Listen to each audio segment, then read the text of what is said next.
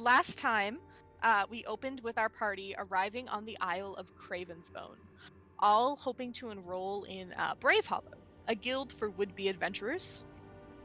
Boone arrives first by herself from a trading ship called the Topaz. Beacon and Alexios arrive next on the Mandrivnik, a ship lent to them from Alexios' household from the journey from Clofjord, and Rykard and Rowan arrive together on a ship from the Free Irons called the Cardinal. When we dock, we see a hobgoblin and former initiate of Bravehollow named either Altbar, Jimmy, or Steve, maybe all of them, asking for our papers. He's a former initiate, not a hollow, so he was never accepted into Bravehollow, but he tried to get in. Boone doesn't have any papers, but manages to slip in with Alexios and Beacon, who had a recommendation from a captain of the Lyre Song Order at Bravehollow. And they find Boone's name mysteriously added to it when the hobgoblin checks it, despite it not being there before. Rowan's papers also get him in, as well as Rykard's, and we're told to enjoy the mid-season festival, but not to go any further into the island. Alvar, Jimmy, Steve also mentions that there are a lot of people from the Free Irons and that the island doesn't like the arcane. So put a pin in that thought for what happens later. The gang all meet up with each other when Alex and Rowan run into each other, and we decide to kind of stick together for a while. There's a stage where a speech is about to take place, but not for a little while, so we enjoy some of the activities taking place. Beacon and Alex go to a line dance, and Rowan, Boone, and Rykard go to a juggling contest. At the juggling contest, we meet a halfling named Griffo, who does really well in the juggling competition thanks to Rowan's encouragement, but despite that, kind of purposefully sabotages Rowan's juggling so that he loses. Rykard steals some money from him as payback, though. Meanwhile, Alex and Beacon practice dancing and meet Illyria, the person who is leading the dance, and also another initiate at Bravehollow, and she just immediately starts bullying Beacon, so we hate her, not an ally. Rowan, Boone, and Rykard then go next to the drinking tent, where Rowan gets some green thumbs for a bit, and Rykard joins a drinking competition with someone named Greymore, where he and Rowan win, I think, 6 gold on bets. Alex and Beacon, meanwhile, head to a contest of strength, where Beacon helps a little gnome named Brownlock, who wants to join Deadwood, get noticed, and Brownlock absolutely crushes it, does great. We all meet up again and talk a little bit more about Bravehollow as we go to the stage and see some familiar faces up there. We see Magnus and Baz, who we're all familiar with. But before the speech can begin, Rowan hears something underneath us and has just enough time to tell Alex before everyone starts falling into like a massive sinkhole, I guess is the best way to describe it. Alex casts Featherfall and we're able to land safely, but we don't see anyone else, but we do hear Griffo and Illyria pass past us like in a cave-in, but they tell us to go get some help instead of clearing the rubble. They also say there are some injured people on their side. We move deeper into the underground area, noticing some claw marks made by bullets, and the fact that this was also partially magically excavated. When we come to a crossroads, we smell gas one way and we hear frogs the other way, so obviously we go after the croaking noise, and we end up finding 3 giant frogs that glow with this like magical energy. We debate what we're going to do with them, and Rykard initiates combat by creating this bonfire to try and like spook them off. Rykard gets swallowed up by one of them, but is able to escape. And other than that, we're mostly unharmed by them, I think. And we notice that their bodies lose the magical energy they had before, and that magical energy might have actually been driving them towards arcane energy, maybe, possibly. To go forward, we have to cross some icky water, and we find a very old humanoid skeleton, but also a pink crystal in the water that we hold on to. We take some of the rope from the skeleton, and then we go forwards, and we have to burn some bug eggs as we do. And we enter a room with some thirsty centipedes and a puzzle. I probably won't go into detail about the puzzle. You can check the recording. But we basically have to rotate some tiles and pipes, and a secret room is then revealed to us. We get some loot from a chest in there. So we got an ancient scroll, a purple gem, a dark gemstone amulet, and a pearl. And Alex gets stabbed by a dirty needle because y'all and me are greedy, and we left our session hearing two voices and a crackling fire up ahead. And people who may or may not have noticed us yet. And yeah, that's where we left off. And that's what you missed on Glee. All right. Were there any details that anyone wanted to add to Sam's recap?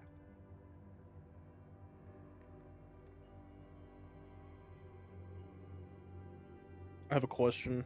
I may have an answer. Is Rowan still a crab? I am. I think he still a dropped his crab form, didn't he? No? You kept it up? I think so. I We still could have the only be thing so on lucky. me. I remember you like snippy snapping, like cheering with your little Yeah. claws when they saw the puzzle. I haven't dropped it Yeah. yet. Yeah. I thought you dropped it right when you were about to go through the tunnel, but I must have misremembered. That's all good. Right. Any other questions or comments, things to add? I know you said you didn't want to go through the puzzle too much, but I just wrote it down, so I don't know. But the mosaic in, I believe, the puzzle room was of a phoenix, beholder, dryad, Aranese, and a giant, and they were all associated with like a different environment. So like the phoenix was a volcano, beholder was like the underdark, dryad was a forest, the Aranese was a city, and the giant was the coastline. I don't know. Yeah, the Aranese was a blackened city, and the Beholder, I Yeah. don't think was in the Yeah, Underdark. It was blackened just there. underground. It was Yeah. underground. Okay, I wrote underdark. I will change that in my notes. Maybe you just had a premonition. Maybe I did. Maybe. And we didn't find out too much else about it, but I can't remember if Sim said it, but there was a point where Beacon was overhearing some Bravehollow members talking about someone being lost for a few days, Oh, even though they had a true. guide Yeah. automata with them. Yeah. I forgot to mention that. Yeah. Yeah, I meant to include that. So yeah. there's Wait, what happened? Beacon heard some Bravehollow members talking about someone being lost for a couple days, even though they had a guide automata with them. So. Oh yeah, Yeah. that's Yeah. weird. It was older students that were talking about like a student that got lost. Mhm. Yeah. That's right.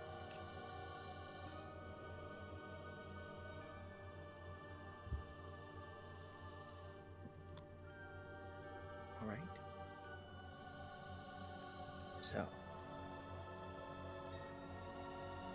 as you all sort of pass through the narrow space of some of these like sort of tight tunnels, leaving behind the room where the mosaic tiles were and the strange sort of twisting puzzle, as well as the odd centipedes that only were speaking about a drink.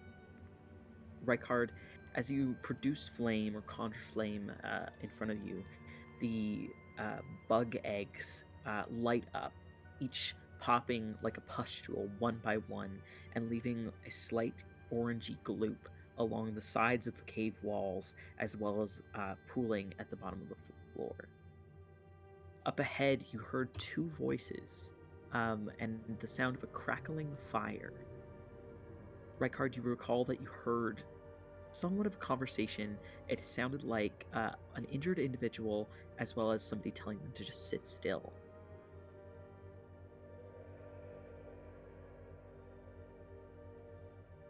Still down in these caverns, what do you all choose to do?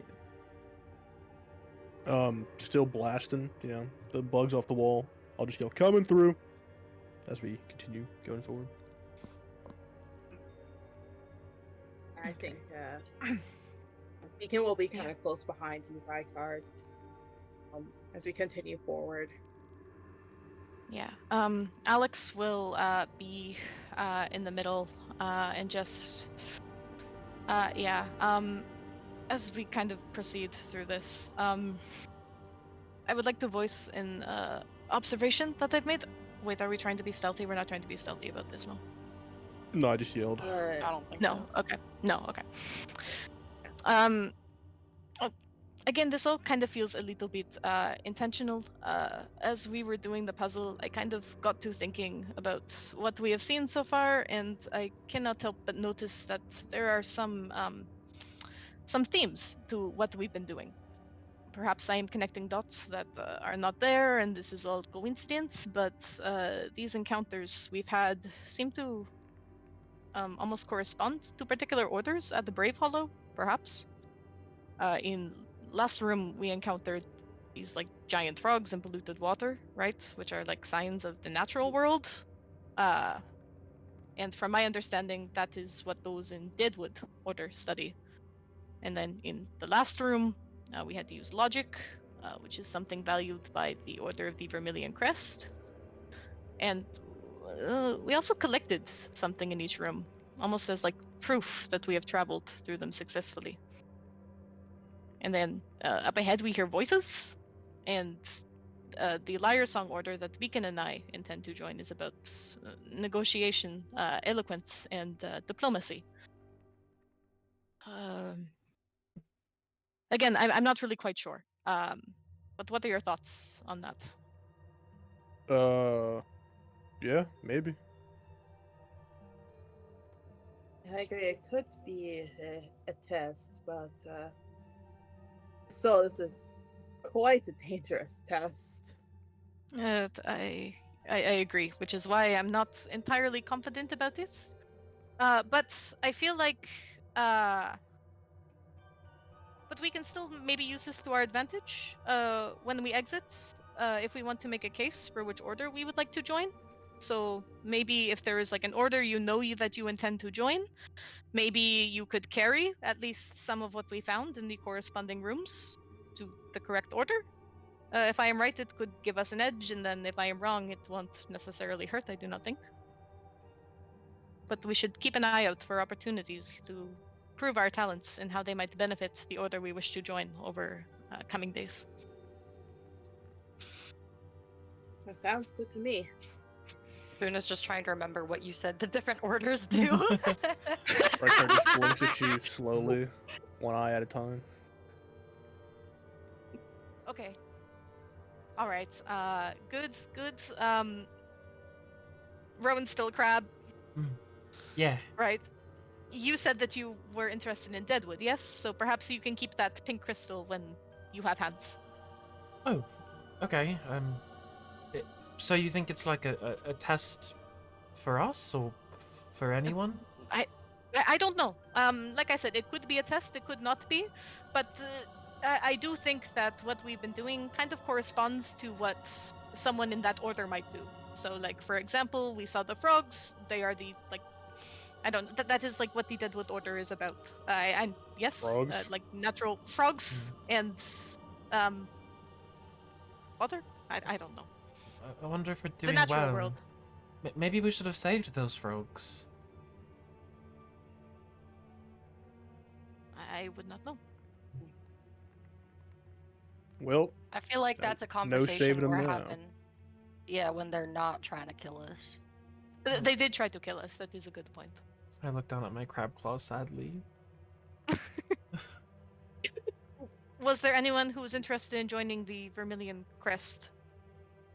Yeah, I want the chameleon crest. I mean vermilion crest. Vermilion, like red. The Vermilion. That one.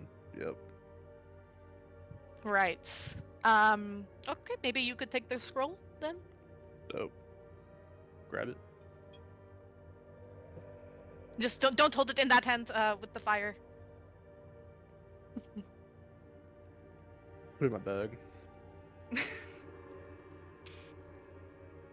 Boone, are you holding on to that pink crystal that we found? Oh, do I have it? I don't remember who has it. I think I I had thought it, but I Alex can give has it to it. you. I don't need I, it. I can. I don't need Oh, nothing. you don't. Well, will you hold it for me? You have the pearl. I'll need that when I'm not crabby. Do I have the pearl? I did give that to you. Yes. Oh, I have the pearl. Yeah, you can have it. Well, you just hold on to it for just a little bit.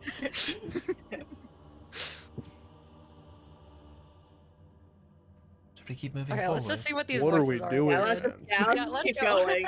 Yeah, I think. Yeah. I'm in the back.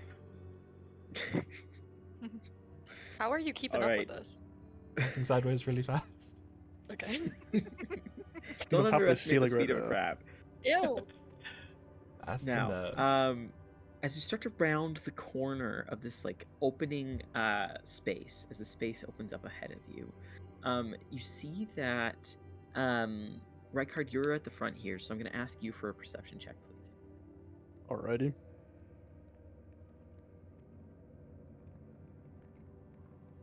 Why are we not rolling? No rules for you, I guess. 13. Yay. All right. As you sort of peek around the corner a little bit, Rykard, you can sort of smell a few things in the air. It smells oddly like salty and briny in this space. You can still hear, although a lot more hushed now, the two voices. Although you notice that with the 13 sort of listening, you hear one of them sort of says like, "Shh, somebody's coming." The other person sort of falls silent. You can tell that your approach is definitely being recognized based on the frequency of your conversation, but also you did sort of announce yourself. Yeah. I don't think stealth was really your intent. You smell a little bit of smoke that seems to be coming from like a fire up ahead. You can sort of hear a little bit of crackling sound. Yeah. You can kind of just hear Rykard's snaps echoing as the flames come out one by one on the big clusters. As you sort of melt down the final little cluster of eggs up ahead of you, Rykard, rounding the corner, you see up ahead of you two figures. One of them is sort of like more in a slightly lowered stance. You can see that she is sort of kneeling down, one knee at the ready, or sort of raised up rather. She has daggers in both of her hands, and she's looking at you with like a focused intensity. She appears to be a half-elven individual, a slight purplish tinge to her ears.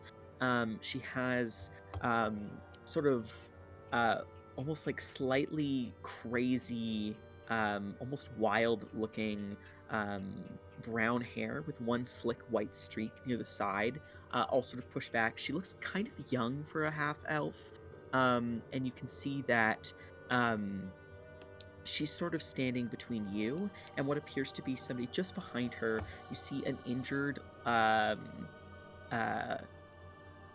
almost elephant looking person. You can see that they have a large elephant head. They have a slightly bigger stature.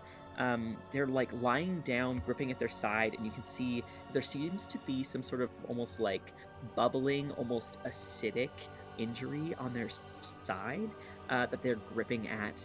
You can see cast aside beside them is a long, elegant staff.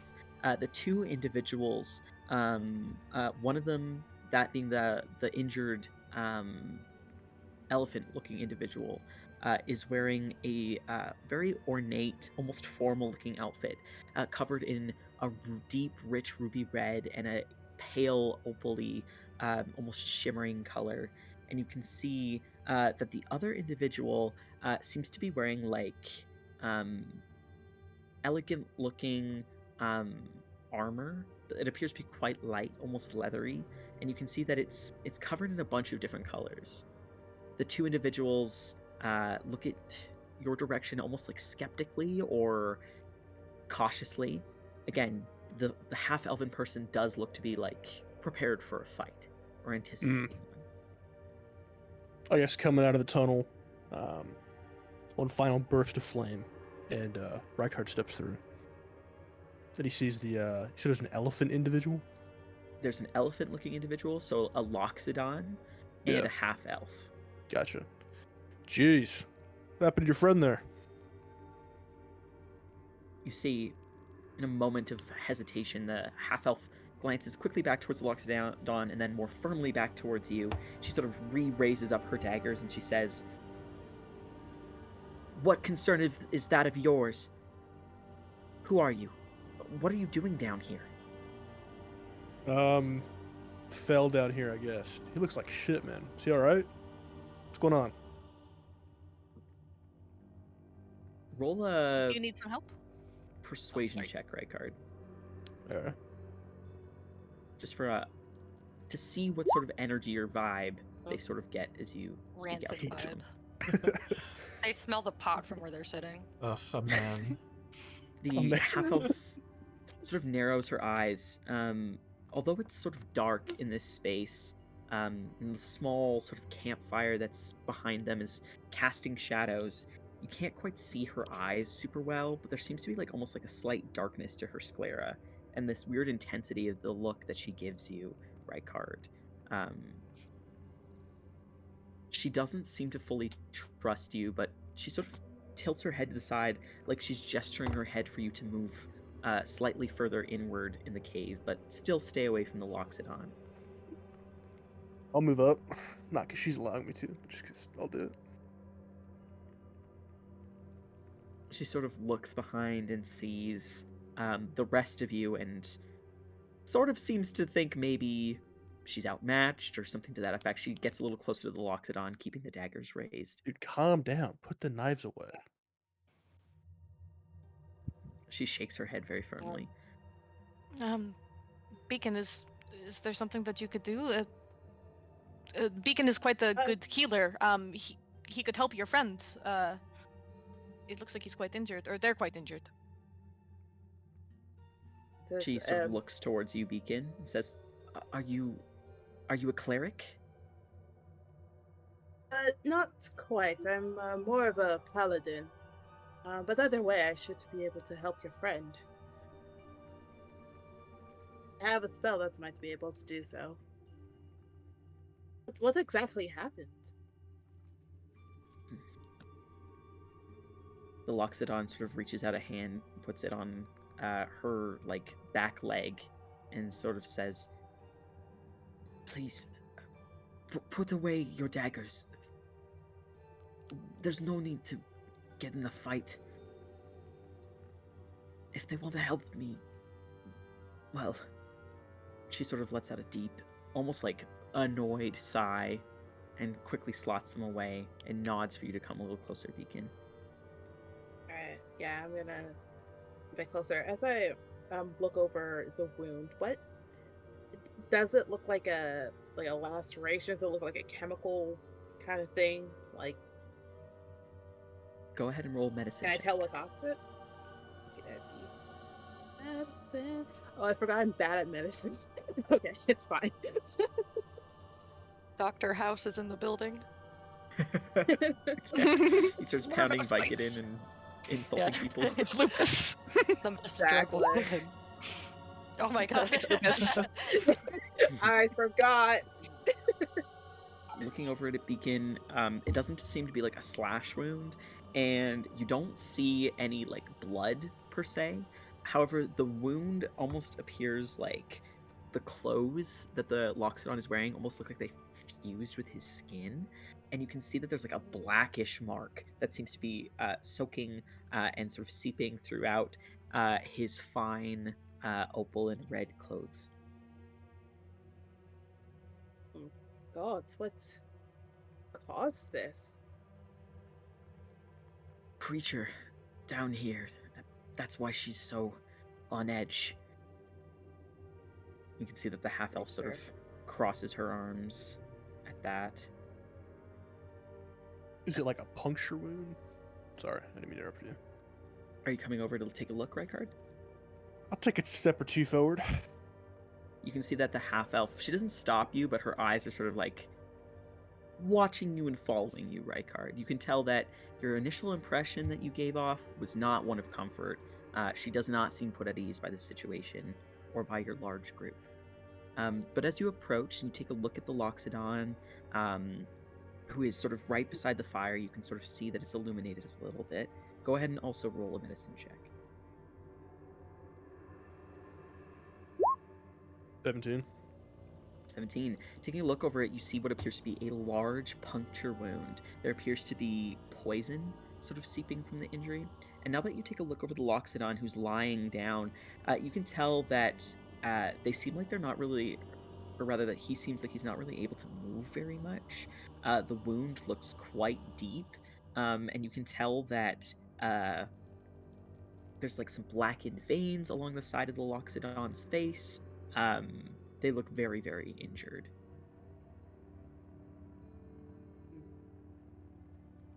It's a single puncture wound. A single, extremely deep puncture wound. As to what did it, it's hard to say. You're not super familiar with like the flora and fauna of Craven's Bone as of yet. Rowan, you know anything about this? And I'll wave in the crib. I'll waddle in. They're The definitely half not gonna elf sort trust of us now. Yeah. puts her hands back on the daggers but doesn't pull them out, seeing the crab slowly move over. Oh, God. Don't worry, he's a friendly crab. Cannot be the craziest thing you've I seen don't today. hurt anyone. I'm nice, I swear. Oddly enough, I have actually seen stranger things. There you go. Is it a good show? Sorry. No, I'll move in though, and I'll try to take a look at whatever Rykard is kind of gesturing for me to look at. All right, taking a look over the puncture wound that's been pointed out by Rykard, you can go ahead and roll a nature check at disadvantage. Okay. 18? It appears to have been done by some large creature, almost like a massive scorpion sting. However, again, you're not super familiar with the flora and fauna of Craven's Bone. This place is known for being quite strange in its creatures and the different things that are found here. So it's hard to pinpoint exactly what it is, but you can tell that this is a wound that is infected with some sort of poison, and that this individual is not doing very well, and that something very big caused this injury. Oh. If his crab face can kind of grimaces, and he'll look up at Rykard. I'm not very familiar with the types of creatures that live here. It'd be very different than anything I've ever seen in the wilds, but it sort of looks like a very large scorpion sting. He's definitely poisoned. We would need to have some sort of, I don't know, antitoxin or a spell to purify him. Beacon, can't Are do you anything able like that? to do that? I think I might be able to do something about that. And Beacon is going. His hands are going to start glowing, and he puts his hands on the wound. And he's going to use lay on hands to purify the poison. I think that's 5 points. Yeah, 5 points from my lay on hands pool to purify poison. All right, Beacon, as you put your hands sort of slightly above the wound, and you call forth, sort of drawing from that intrinsic divine power from your vow, the wound begins to illuminate, a slight like glow, and you can see that the puncture wound that Rykard had pointed out to you that you had struggled to see initially stitches itself closed, and you can see some of the sort of blackened veins at the side of the Loxodon's face start to slowly peel back or roll back, and normal color sort of begins to return to the Loxodon's face. He takes a very deep breath, and you can see already feels a lot better.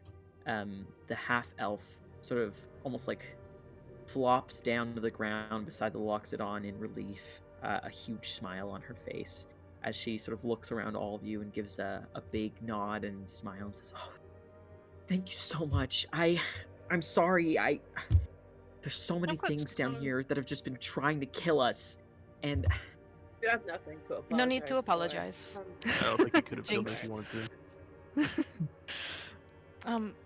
What else have you encountered down here?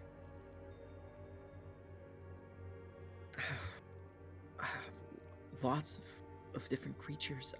She sort of looks to the Loxodon, who struggles to sit up and lets out a deep breath and says, yes, many different creatures. There was giant centipedes, and there were strange, aberrant creatures too, and massive scorpion-like creatures, and things that hung from the ceiling that dropped down on us like a bats with tentacles. Ugh. That That's does not horrific. sound pleasant. Did these creatures have any type of arcane energy to them? We encountered some giant frogs, and they had this kind of like pink glow to them, and they were drawn to magic, perhaps. Was it similar? What you encountered? The two look at each other as if thinking, and then say, the half-elf says, well, I don't use too much magic, or I try not to. And she sort of looks to Loxodon, and he says, well, it's hard to say if things were drawn because of that, or because of something else. There were originally 4 of us. There was What happened to the myself. rest of your party?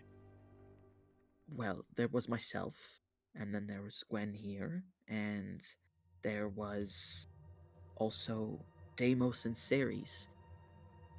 And we also had our guide bot with us. An automaton, a guiding automaton. It's meant to lead us through these different tunnels so that we can find something we were sent out to find.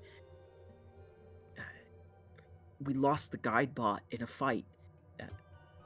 It kept going, and we had to hold our own, and now we're all turned around down here. And I have no idea where Deimos and Ceres ended up. If they're still out there, or heavens forbid something happened more sinister. How long have y'all been down here for? Well, hard to say. No light, no guide bot. And Deimos and Ceres were the senior hollows. They were meant to be leading this.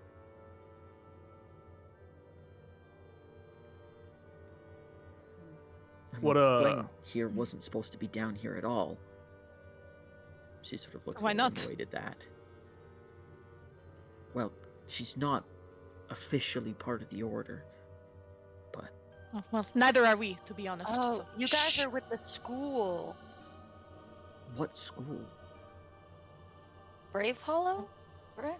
I kind of look over it. Not really. It's not a school. Cool. It's a guild. Guild. So, the guild. Well, yes, I'm newer to the order. My name's Lina O'Shea. Nice to meet you. My name is Alexios. We are initiates here. Oh, I see. We were gathering to listen to some sort of speech that was happening at the stage, and everyone has fallen through some kind of sinkhole that led us here. The pair sort of look at each other and then look back to you. The girl, Gwen, speaks up and says, "Oh, that's just terrible. Are you all okay?" Is she being Does she genuine? look surprised? Yeah. Yeah, does she look surprised by that? Roll an insight check.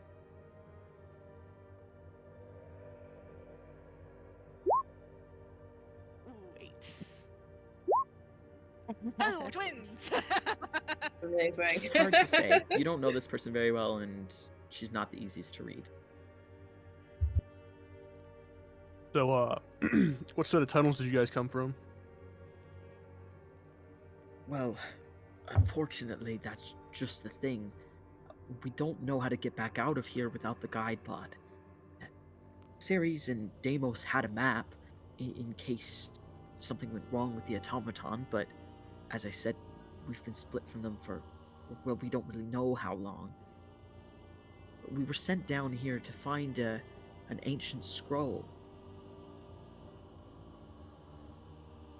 Apparently, there was supposed to be some sort of ancient lock stopping people from reaching it. There's a number of them scattered all over the island, and funny enough, one of them just so happened to be down here. What was on the scroll? I'm not sure. I wasn't really privy to that sort of detail. Like I said, I'm quite new to the Order. Ceres and Deimos were the ones. They were the ones who were given this quest. Are you a member of the Vermilion Crest? Well, I'm an aspirant. I did technically join this order, but I'm on thin footing, as it were.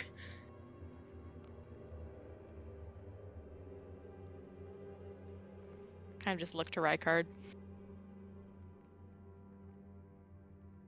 Fine.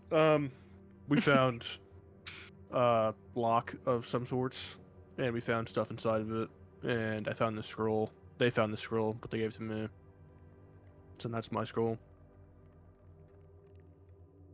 But we can share it. Maybe. Loxodon looks a little confused at the logic. But says, well, we would be most obliged if you would give us the scroll. But perhaps we can all find a way out of here together. Yeah, sure. I'll trade the scroll for a way out. Sure. Well, And perhaps you could also vouch for him. He is interested in joining Vermilion Crest as well, and you are already in. So yeah. you are doing better than us. he kind of looks to Gwen, and Gwen just sort of gives like a short head shake, and he says, well, as I said, I'm not on the best footing, but I do know that the guide bot must have gone off that way. And he points to, now you can sort of see it now that you've entered the space. There appear to be 3 exits to this current sort of almost circular cavern chamber that you find yourselves in. He points to one of the far tunnel exits. I think it went off that way. If you can find the guide bot, then we could all head out of here together. Yes. Sounds like a plan. That would be good. There is also Sounds some like other my people plan. down here as well that we need to save. Griffo and Illyria, right? Yes. And then as well as anyone else who came down here. Yeah, I mean, are we trying to split up? What are we doing? I don't feel like we should split up. I think we should all Splitting up together. Just Yes. go down the tunnel that the robot went down. Yeah. Which one is that? Pointed to 3 of them. He points to the one that he said the automaton went down again. Have any of us ever Alright. seen one before? A guide automaton? Like, is that popularized? Seeing as you and Rykard had been in the Free Irons, you would know that they're like a newer invention by the artificers of the Free Irons. You've maybe interacted with one while in the Free Irons, just asking like, where is this port or where is this thing? They will very slowly hobble along in the direction of something that you ask for it to find. It can't find like specific items or things like that, but generally if you give it like vague coordinates, it can find its way to things, or if it's pre-programmed in some way. Is that thing? Is it that thing that has the one big eye? Big like robot thing? No, like a that's a Modron? huge No. enemy. Oh, okay. So they don't look like Modrons. They look more like Warforged? R2D2? I was gonna say Fisto from Fallout New Vegas. Um, Oh, I love Fisto. they're just like hobbling, kind of clunky metal machines. They're a little bit smaller than your average human. They're small size. They're not really capable of speech or anything. They just kind of walk in a direction. Yeah.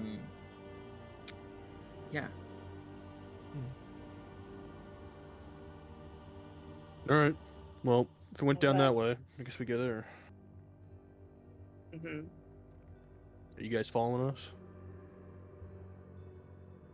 Are you able to come along, or would you like to rest here a little longer? The Loxodon sort of gives a nod at the second option, Beacon. Gwen sort of stands up and brushes off her knees and says, I'll stay back here with him just to make sure nothing else happens. But we'll be back here. Do you have food? I can't remember how long you've been down here. Neither can I. We haven't really run out of rations just yet. Okay. All right. Well, I guess we'll catch you on the flip side. They both look kind of confused at that Tosarai saying. He means we'll be right back. Don't get stuck by anything again. I'm gonna head out. I'll follow. I'll follow. Me too. Yep, follow me. What is Down your the marching path. order? Rykard, Boone, Roll carrier up front. Alex, Rowan, and then Beacon, I think is the order everyone just said. Spoken. Does Rowan still want to be in the back as a crab, or do you want to be in the middle? I can be in the back. He'll take the rear so he doesn't get in anyone's way. Dude, Rowan's on the ceiling crawling upside down. Stop. What is this, hereditary? Yeah. He's a little crab. He slams his head into the ceiling. All right. So, you begin heading down the cavern that Lina and Gwen pointed you towards. The cavern itself smells very like pungently of brine, and you can all sort of hear the dripping of moisture from overhead as you move along. There is white streaks that seem like almost dried salt that cover the walls. And as you press ahead, you think you hear louder dripping, as if a more cavernous space is up ahead. But you also hear what sounds like a grinding noise. Like two pieces of stone being ground against one another. Perhaps we should proceed with a bit more caution. Who knows what's up ahead?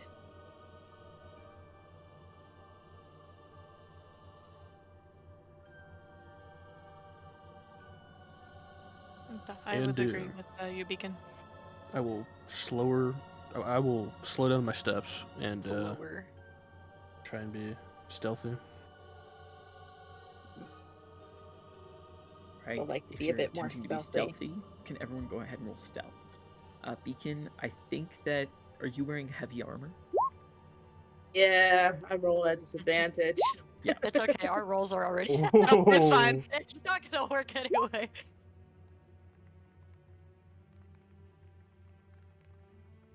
It doesn't help that Alexios is humming the Mission Impossible theme. Exactly. Like Oh my Kronk. God. Amazing. Exactly like Kronk. Amazing. Haven't figured out how Ninja to rolling. skitter quietly yet. It's actually the Clefuridian national anthem. Hey, Peter. All right. So as you continue along the pathway, after suggestion to be a little bit more quiet, a little bit more stealthy comes up, Alex, you immediately smack your like light camping pack that you have all of your belongings in against the corner of one of the sharp turns in the cavern, and the various baubles and different things you have kept within, including an inkwell. You all hear crack sort of against the stone, and there's an immediate reaction as you realize that now ink is spilling all over your pack. Ugh. All right, Alex, nope, are you nope. all right? Yeah, this is fine. I don't even need ink. Why did I bring Oh ink? god, Why I did I think I'm think this would stepping in be it. useful? I'll try to like scramble and like try to put everything back in the pack. As you Kind of open the flinging pack, everything out. everything falls out of the pack again, and Oh you all hear no, everything clank God. and clatter to the ground. Oof, I- Is I'm I- there gonna any help try to change? pick these things back up. Roll a perception check, Boone. Uh, oh my god, guys, we're all Sam. dead. It's because you got all those natural 20s last time. That's true. Yeah. The dice are like time to Karmic dice. Listening, you can't Exactly. hear anything over the loud sound of Elixios dropping and picking up and scrambling to gather his things back up. Which one of you guys said to be quiet? Yeah, that would be me. You know, it's sometimes things don't work out the way that we want them Yeah. to. Okay. I'm sorry, Beacon. It's all right. It's fine. Eventually, Just, Alex proceed with man- caution. Alex Sorry. manages to pick up all of his belongings and tuck them back away. As you all turn your attention back to the cavern, you notice that the small tunnel that you've been passing through opens up ahead. Up ahead is pure darkness. I believe you all have dark vision, but I believe it only extends out 30 feet. Is that correct? 60 feet, I think. Yeah, 60. 60? Okay. Okay. Ooh, what the... Roll 20's not letting me do... Fog of War? What's going on? What's going on here? Okay, there we go. Now it's letting me do it. Weird. Alright. As you all find your way to a new cavern, again, you can still hear that dripping noise up ahead. And around the corner, you can still sort of hear a slight grinding noise, but it seems to almost bounce around the entire cavern. You can also hear like a slopping noise, almost like a dog lapping up water up ahead.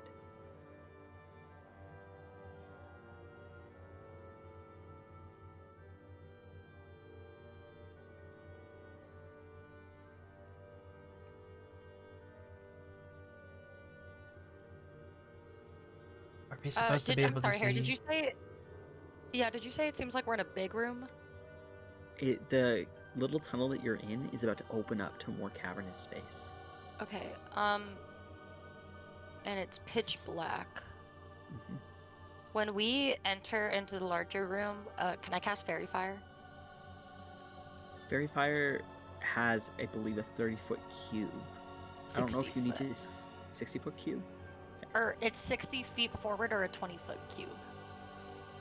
I was So just gonna 60 kind of launch it. 60 feet is your range, and then it's a 20-foot Oh, cube. it's a 20-foot cube. Okay. And then everything in the cube gets covered in Okay. light. If Never it's in mind. a- I'll hold it's an on to it then. object, yeah. Never mind. Okay. But if you have light or dancing lights or anything like that, that might be more to the effect of what you're going for. I'm not doing it this time. Can anybody don't see know. anything up there? I'm taking a look soon. Uh, Look it up. All I'll right, do it. go ahead. I'll turn light. I will tap Beacon's shield and I will cast light on it. Painting a target on him. Ladies. Okay. Light is a 10-foot, 10-foot, right? Hey, 10 at least foot the bright, shield is the 10 target. foot out, 20 foot out. dim. 20-foot radius, dim light, and 20-foot radius, bright light, and 20-foot for initial 20 feet. A dim light for additional 20 feet. Okay, so I'll just put the bright light. so that we're not getting too many auras going. All right, as you enter this new area, up ahead, all of you have dark vision, but Beacon is now emanating a glow. You can sort of see the space up ahead. There appears to be almost like a large pillar of stone at the center of this room, and the rest of it appears to be like a hollowed out space. With your somewhat keen perception, Boone, Rowan, and Alex, you can all tell that this appears to be like a carved out area, in that like something tunneled through here and created a space for itself within here. As you all sort of move along, not as quietly as you were initially hoping, that lapping noise stops. And as light comes off of Beacon's shield, you hear a loud grinding noise and then silence. Where does the grinding noise seem to be coming from? It seems to be somewhere in this cavernous space. The sound is sort of bouncing all around it. Guess we Right. just keep going forward. Yeah, as I continue forward, I'm gonna look for any kind of tracks, I guess. Okay, go ahead and roll a survival check. All right. 10. It's hard to say where there are tracks per se, but you notice that the ground underfoot feels almost gravelly, like it's been raised up, almost as if something was tunneling underneath it at some point. The ground feels uneven underfoot and not particularly sturdy. God, this sucks. Keep going forward. I'm gonna hug this. It's like a column. Yes, like it's like stone? a large column of stone at the middle of this cavernous space. I'm gonna keep hugging it and trying to be stealthy. Probably not working, but I'm just walking behind you, man. you're tiny. It's fine. All right, I Riker, will go ahead and roll a walk stealth with check. light. All right. 20. 20. Although you feel that you're like quite well hidden as you sort of hug the corner there, Rykard, with Boone sort of just like walking right behind you. Of course. You're not sure how stealthy this pair of you are being, especially now that Beacon is now emanating a large glow. You sort of have to hug these shadows, and then Beacon will slightly round a corner. You have to like keep trying to hug the shadows as Beacon, sort of maybe a little bit oblivious to the fact that you're trying to be super well hidden. Rykard just strolls along into the space. Go the other way. Keep going forward. Very sorry. Oh, other way, other way. Let's go this way. Your other way. God damn it. that's, I'm just plodding around behind you, man. Just go ahead and roll. Everybody roll perception checks, please. Oh wait, that's persuasion. Don't look at that. 9. 12. What is with my rolls? 19. A lamb. 12. All right. As you all sort of try your best to take in your surroundings, you can all, as you round your individual corners, see that there is a small puddle or like pool of water a little bit further up in this space. The water itself looks almost like a noxious greenish black color, very reminiscent of the previous pool of water that you had waded through. You can all sort of tell that there's like a dripping sound that's emanating throughout the space. And looking up, you can see that the about 20 foot up ceiling to this cavernous space has a large crack in it, and there's like a liquid dripping down into the pool. Boone, with your 17, you can feel the ground is like shaking ever so slightly underneath you. It's not super noticeable, but you can sort of feel it a little bit in the vibrations underfoot. Beyond that, all of you can see bobbing face down, almost like Jay Gatsby in the water at the end of the book. There appears to be a guide automaton just like floating on the surface of this water. Again, Boone with a 17. You can see this thing has been smacked around. It appears to be dented in several spots. Oh my. Going, Uh, oh, you go ahead. okay, I was just gonna say, sensing that Boone's gonna elbow Rykard, not purposely hard, but elbow him in the back, and then gesture with her finger down and just mouth the words below us. Rykard narrows his eyes, looks back at you, and then moves far away from you.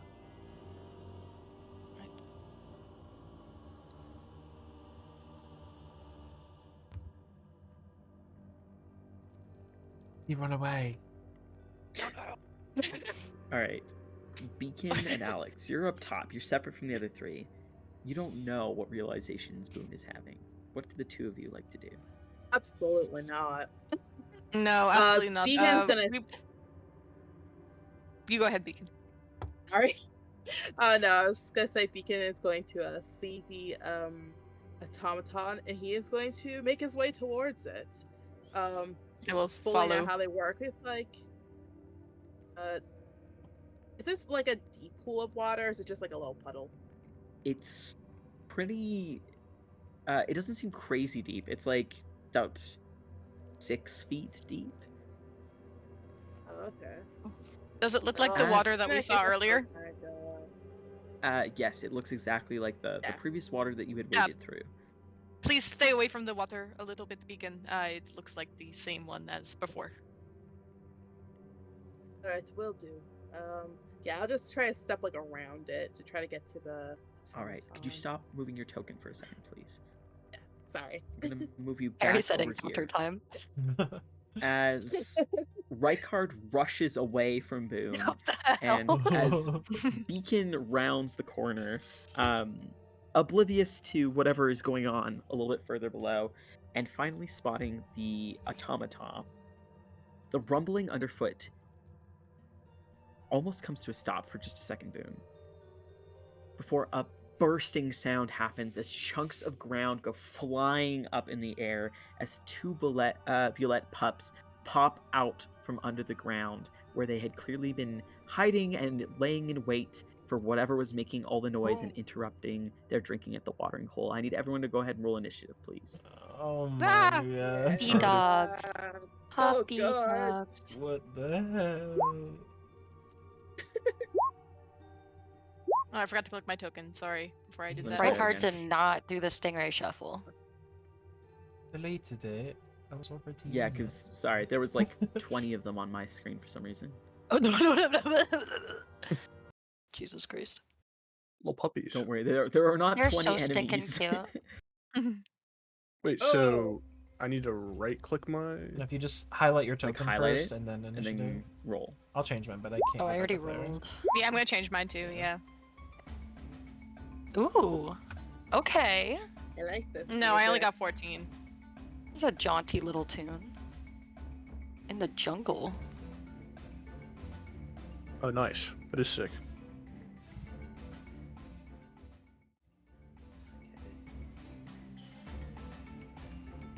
Can I be added to the initiative, please? If you highlight yourself and then roll, you should be good. Oh, but I already rolled. Just change it. Here, I'll just do it add again. Yeah, you can Oh, just change the I'm number. sorry. Yeah, okay. See if it works this time. Oh. Did it do anything? Yep. You're on the initiative order. Yay! Oh yeah. Alrighty. Okay, up first, Boone, you have a higher dexterity than Beacon, I believe. I have Probably. 14. I have 13, so yeah. Close. Alright, Boone, you are up first. Okay. Seeing this big old puppet dog in front of me, I am going to cast Shislay on myself and smack it with my quarterstaff. Alright, you cast your Slay as your bonus action and then use your action to attack. You need to be Yes. within melee range to try to hit it. Yeah. I Alright, meant, yeah. move forward Sorry. 5 feet. and you come down Yes. to crack and smack it in the head with your staff. Go ahead and roll to hit. Oh, that's not what I wanted. Wait, what the fuck? Hold on, I'm having a. Are you using It should just be shillelagh or +1. shillelagh? No, that's the staff. Well, but yeah, you're. shillelagh allows you sorry. to use Yeah, it Oh, using. Ooh, it's okay. I missed anyway. your damage will be a D8 if you manage to hit. Okay, so a natural 1 to miss. So as you roll to hit, Boone, you attempt to crack down on it with your staff. You find that it makes contact with the solid sort of outer carapace of this creature and bounces right back. And you can sort of like, you know, when you hit something with a stick, and you can feel the vibrations run back through your arm. You feel as it sort of like Commentary. shakes your little bug arms. You haven't encountered anything like this before on the Isle of Carolyn, Boone. This creature is hardened, almost stone-like creature. It has this almost like puppyish appearance in that it's, although it's large, it's also quite stout and round, and it has almost like a playfulness in its eyes as it pops out, attempting to attack you and your companions. Okay, I guess it's my turn. Alrighty. You don't want to use any other movement? No, I don't want to move out of its melee. Alrighty. Beacon, you are up. With Rykard on deck. Okay. Perfect. Oh, this is a bonus action. Oops. Okay. Well, for a bonus act, seeing this will like kind of just pop out of nowhere, I am going to just like as a like on instinct cast Shield of Faith on Alexio. So my shield glows a little bit more, and you get surrounded by like these little magical suns, Alexios. So yep, you have a +2 to your armor class, and as an action,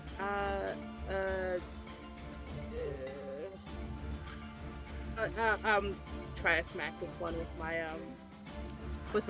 battle axe.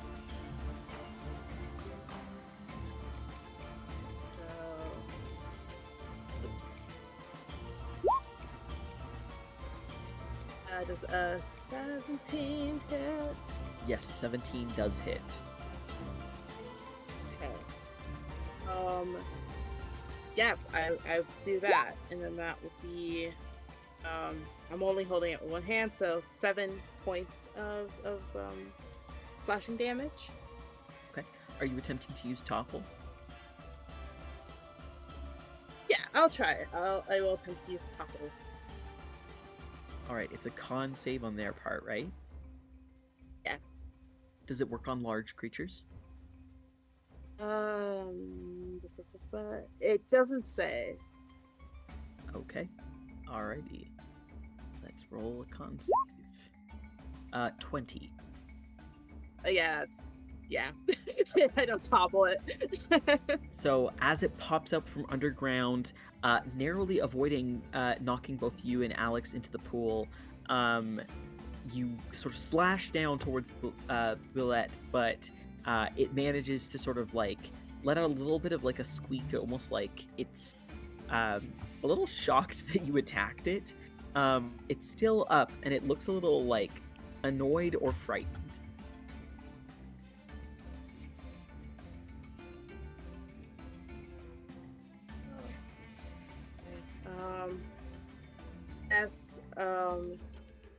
I'll just kind of, I'll end my turn kind of just like holding up my shield, to the bullet, ready to help Alex if he needs it at any point. Yeah, that's just all. All right, Rykard, you are up with one of the billettes on deck. Okay. Seems like they got that one handled. I'll hit the one right in front of me. Those similar arcane symbols will appear, rearrange into a circle, place his hand at the center of it, and Arcane Blast at the one right in front of Boone. All right, go ahead and roll the You hit. mean Eldritch Blast? Eldritch Blast. That's my line, partner. 17. 17 hits. 12. All right. You launch a bolt of arcane energy towards the creature as it's sort of like looking at Boone like she's like a fun chew toy. You can see that it's sort of like getting ready to like maybe grab her and toss her around a little bit. It's sort of doing like almost like excited like tippy taps as it gets like sort of reels back, getting ready to bite. You launch a blast towards it, and it looks like a squeak of surprise. Anything else on your turn, right card? I will move yonder. All right, as you rush off in that direction, it is now this bullet up here's turn. It's sort of like having been smacked suddenly. It sort of has like a slight look of panic. It is going to attempt to bite at Beacon. 23 to hit Beacon.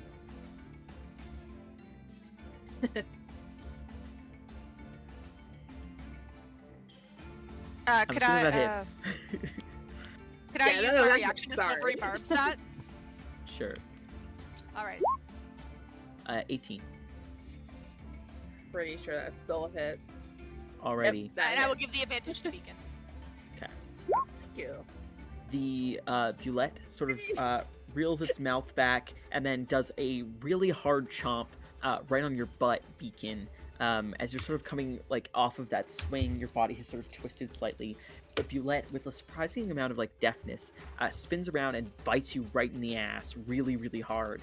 And you can feel it sort of tear through both flesh and through armor. It then is going to start to burrow down into the ground, taking a chunk of your butt with it as it peels its mouth back. As it begins to burrow underground, you do both get an attack of opportunity on it. I do not, because I just used my reaction.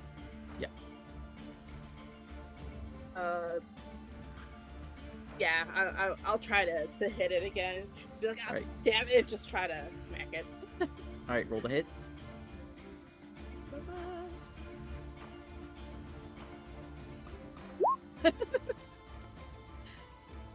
You're at advantage, I Advantage think. because of the silvery barbs. Oh, right. Yeah, I'll use my advantage then. 16 just hits. Oh, Yay. Alright. so does he also topple it with that, or No, I'm not because sure how then topple would- works. he has to No. roll the con save.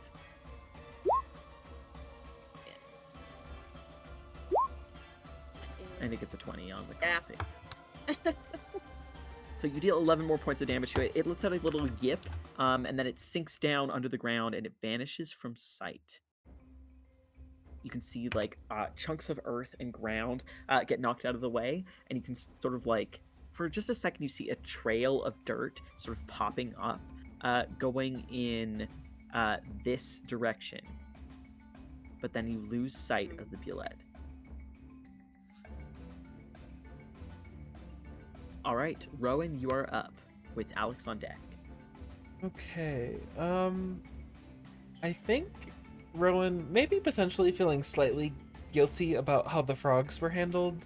Will kind of recognize that they are pups, and usually where there's a baby, there's a mother. Would there be any kind of like animal handling or a nature check I can make to see what I know about bulettes and like if these are like extremely hostile or if it's better that we maybe avoid them? Yes, that would be the, I would say, study action. So you Okay. would have to do a nature check, and it would take your action. Okay. Yeah, he'll try to do that. He'll kind of seeing Boone try to attack, and in the distance seeing the other one burrow away after being attacked, he'll move closer to get a better look at it, and then I will attempt that. 17? 17. So I would say what you sort of know about bulettes, you know that they typically travel in packs. It's very weird that there isn't like a mother or at least one or two other bulettes with them. These pups do appear to be a little bit on the older side for Bulette pups, just based on their size. They seem to be like they're not like fighting to survive. They're not being like super menacing. You have a sense that they're kind of like just like playing around, and you have a feeling that they could be scared away from this fight pretty easily. Although how you would go about that, you're not entirely positive. You know that bulettes are typically found underground or in the Underdark. Are sometimes called land sharks. They love to burrow under, leap over, and burst through obstacles, and they can sense movement through the ground. Okay, kind of having that realization, he'll clack his claws to try to get everyone's attention, and he'll speak up. You guys, they're big, but they're still babies.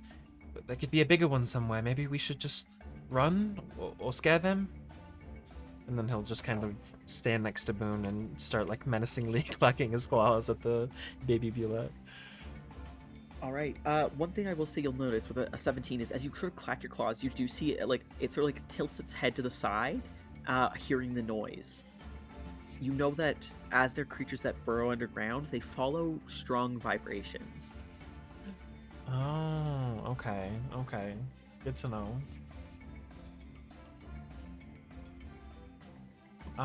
That's it. I don't have too much to do with my bonus actions, so I'll just stay beside Boone. I guess I'm Alrighty. wrong. Alex, you are up. Before Alex goes, can I get a concentration check, please, from Beacon for Shield of Faith? Oh, yes, absolutely. Con. Boop.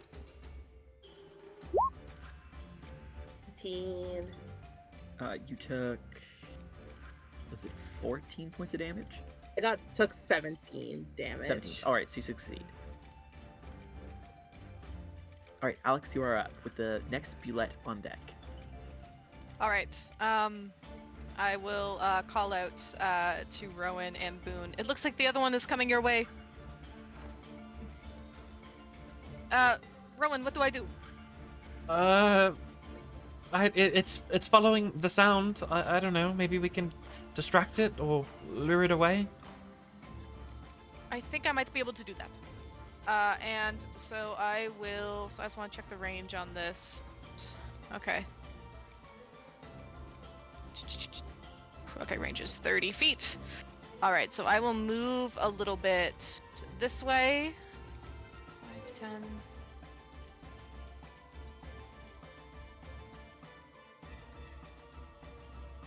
I still need to get a little bit over. Yeah, so I'm going to move this way over here. I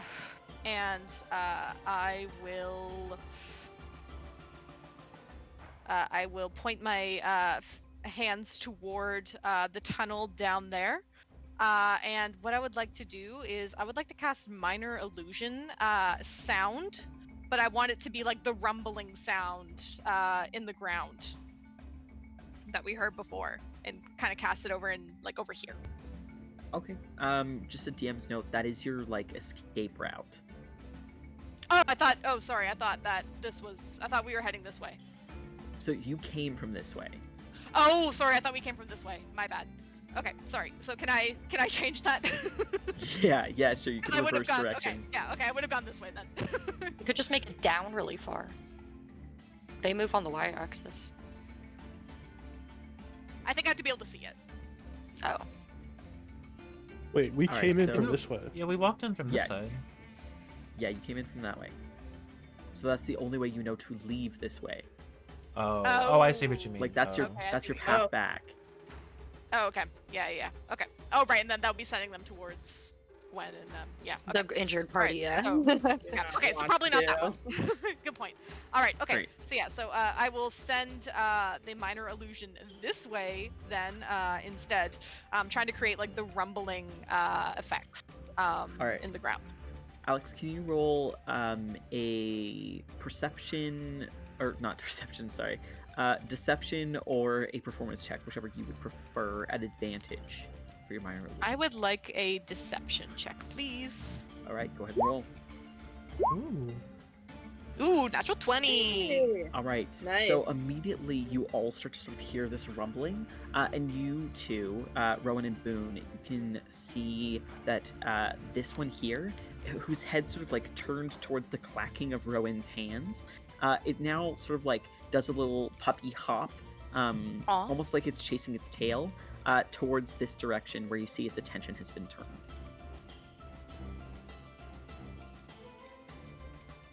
Anything else on your turn, Alex? That is all I can do. I will stick close to Beacon. Alrighty. Okay, this little Bulette that was sort of menacing both Rowan and Boone, you see that suddenly its attention seems to be turned a little bit past Rykard. It takes one sort of like bouncing step above ground, and then you see it sort of like immediately dives into the ground as if it's almost as if it's like unfettered by ground itself. It burrows deep underground, and you see it sort of vanish from sight. You have a sense that you only have a short amount of time before these Bulettes will be coming back. Back at the top of initiative, Boone, you are up. Or rather, Boone and Rowan, you do get an attack of opportunity on that Bulette if you want to take it. I'm not gonna take it. Yeah, I won't. Alright, in that case, Boone, you're up.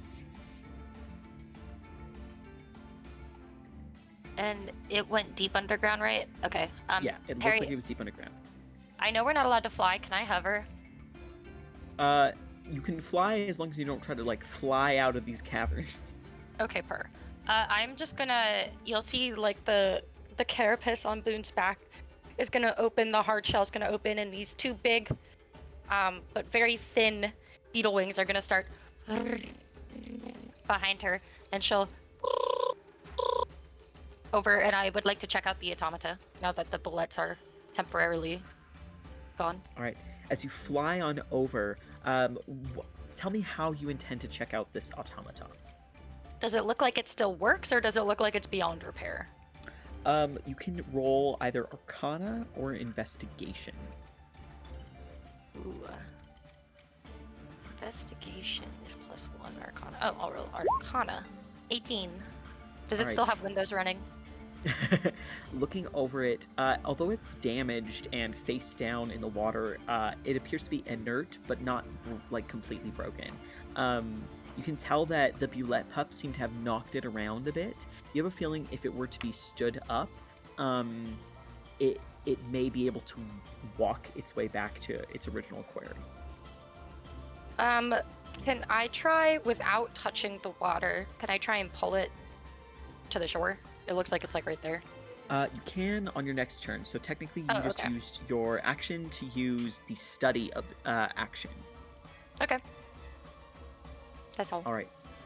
So Beacon, you see that your butt is bleeding, and the two Bulettes seem to be fleeing, or at least seem to be temporarily distracted. You can see that Boone has flown over to take a look at the at the automata that is like face down, floating in the sort of caustic-looking water. What do you choose to do? I would like to go over there. 2, 3, 4, 5. Yeah. Okay. Yeah. I'm gonna go. Go over. Use my movement to get over here. And I'm gonna just ask, like, does it look like it can still work? It can if we can get it out of the water. All right. I'll do my best. And I'm gonna try to just kind of lift it out. All right, go ahead and roll an athletics check. Okie dokie. Ooh. Let's go.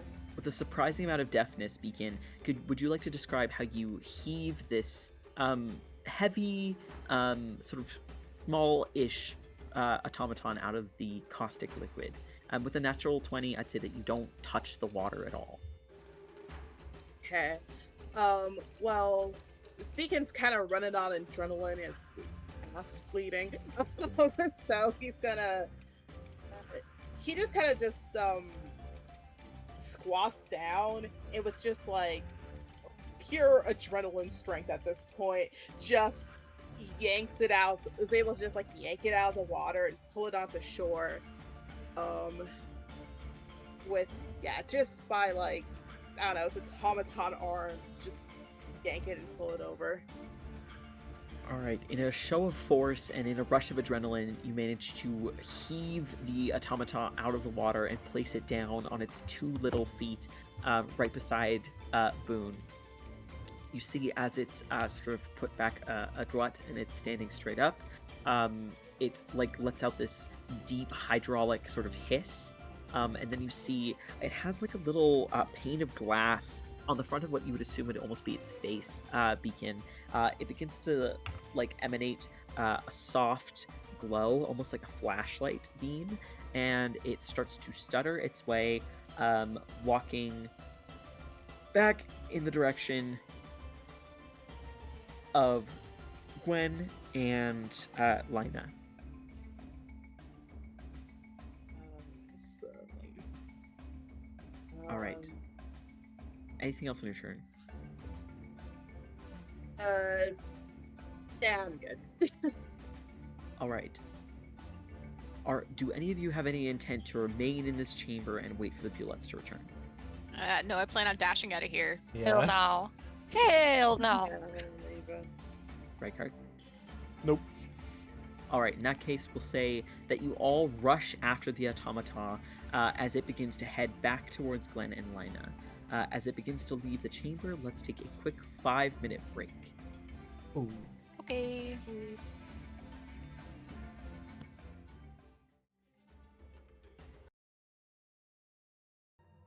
So, as the automata totters back in the direction of Gwen and Lina, you all sort of keep an ear and an eye out for those little pulettes following after you. They seem to have found some other quarry for now, or something else to entertain them, as they don't follow you beyond that initial cave where you had encountered them. As you return to the space where you had left Gwen and Lina behind, you can see that they have scuffed out the fire that they had going, the little campfire. You can see that a bandage has been wrapped around Lina's mid section, and the Loxodon now stands at full height at around 9 feet tall, its head barely not scraping the roof or ceiling of the cavernous space that you find yourselves in once more. You can see that the Loxodon is holding a hefty torch that is illuminated with a sort of powerful, almost unnaturally powerful flame on its tip. You can see that the pair have packed up all their things and they were simply waiting for the lot of you to return.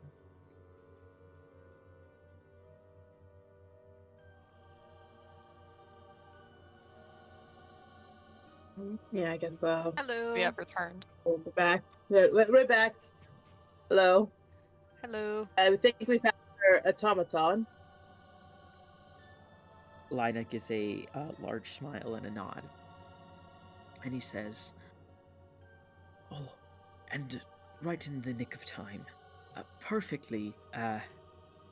Well done. I'm glad that you all were able to do it so efficiently and quickly. Maybe now it can lead us out of these tunnels and we can send some help back to go and get the people who are trapped." Yes, that would be a good idea. You seem to be doing better. Thanks to your friend, and he gives a nod towards Beacon. Beacon nods back. He's quite talented. No problem. Oh.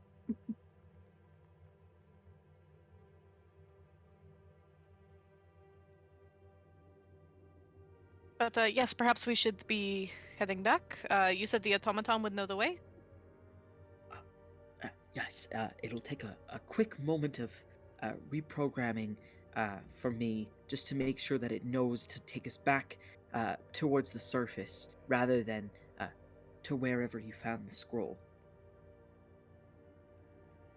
Does it have a name, or is it just an automaton? I've never actually encountered one of these creatures before. The Loxodon looks very confused at that question and then seems to ponder it for a second and then shakes his head. No, it's just a guide bot. Just a little object. doesn't really need a name.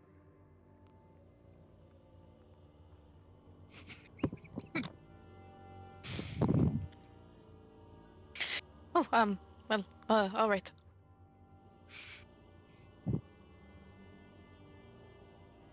This will take me about 20 or so minutes to do. If you want to take a look around in either of the two other passages, you're more than welcome to. Or you can wait and have a quick rest.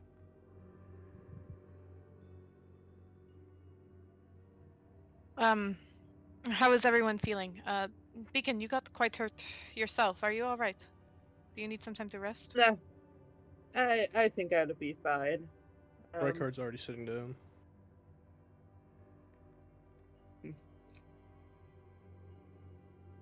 I'll go lean up against a wall, sit down. As if everyone is taking a rest, I wouldn't mind to wait for a little bit.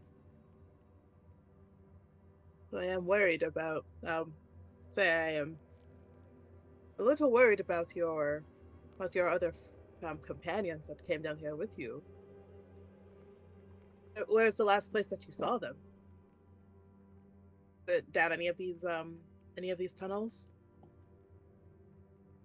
Gwen sort of realizes that you're not talking to your companions and you're talking to her and Lina, and says, "Oh, well, honestly, we got pretty turned around. I can see pretty well in the darkness, but my friend here can't. And when things were attacking us, falling down from the ceiling onto us, it was pretty hard to tell heads from tails. But it was back in whatever way we first came down here. We might be able to take a look around on the way out if we follow after the automaton, assuming that there's any traces of Ceres and Deimos." Does she sound concerned about her friends? Roll an insight check.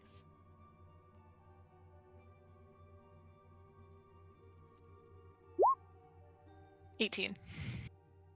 Seems like moderately concerned, but it doesn't seem to be like the main thing she seems to be thinking about in this moment.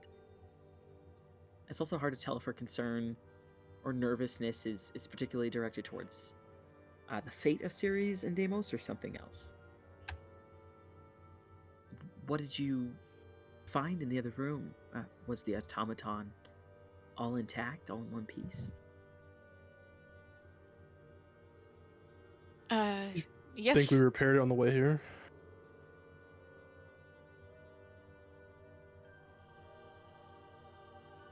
She sort of looks to Rykard. Do you mind repeating what you said? You think we repaired it on the way here? I don't really know. It could have been possible. No, it was I all don't one think piece. we really repaired it. Yeah, we more just stood it up and it started to move.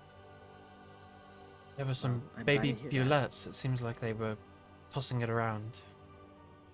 You did a really good job handling those, Rowan. That was good advice. Thank you. I felt bad about what happened to the frogs, and you know, I didn't want to stand up in a bigger fight.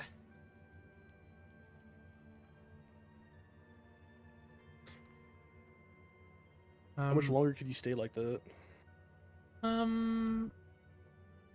A little while longer, but I thought it was 1 hour. it's our druid level half rounded down, so probably, yeah, I think it's probably like an hour. But I was trying to find it. I don't know where it is. I was about to drop wild shape anyway. Yeah, if we're Oh, I gonna, found it. It is a number of hours equal to half your druid level. so an hour and a half. Rounded down, right? Rounded down, yeah. Yeah. 1 hour. Yeah. But yeah, if she's gonna take about 20 minutes or so to reprogram the automaton, Rowan will shrug out of his wild shape, and he'll go up to Boone. Could I have that pearl in that pink crystal thingy? I don't think I have the crystal. I just gave them to you because I couldn't hold them, but it's Oh, just okay. Okay. out of my pocket and just Um, kind of hold them out in my hand to you. Yeah, And if you have time, Rowan, could you also do this one as well? And I'll pass over the amulet. oh, yeah, I think I'll have enough time. He'll find a little bit of a clearing in this part of the cave, and he'll Getting kind deja vu. of he'll sit down and he'll pull out his book of shadows and kind of open that to a page and set up a small little ritual setting, and I'll begin casting Identify.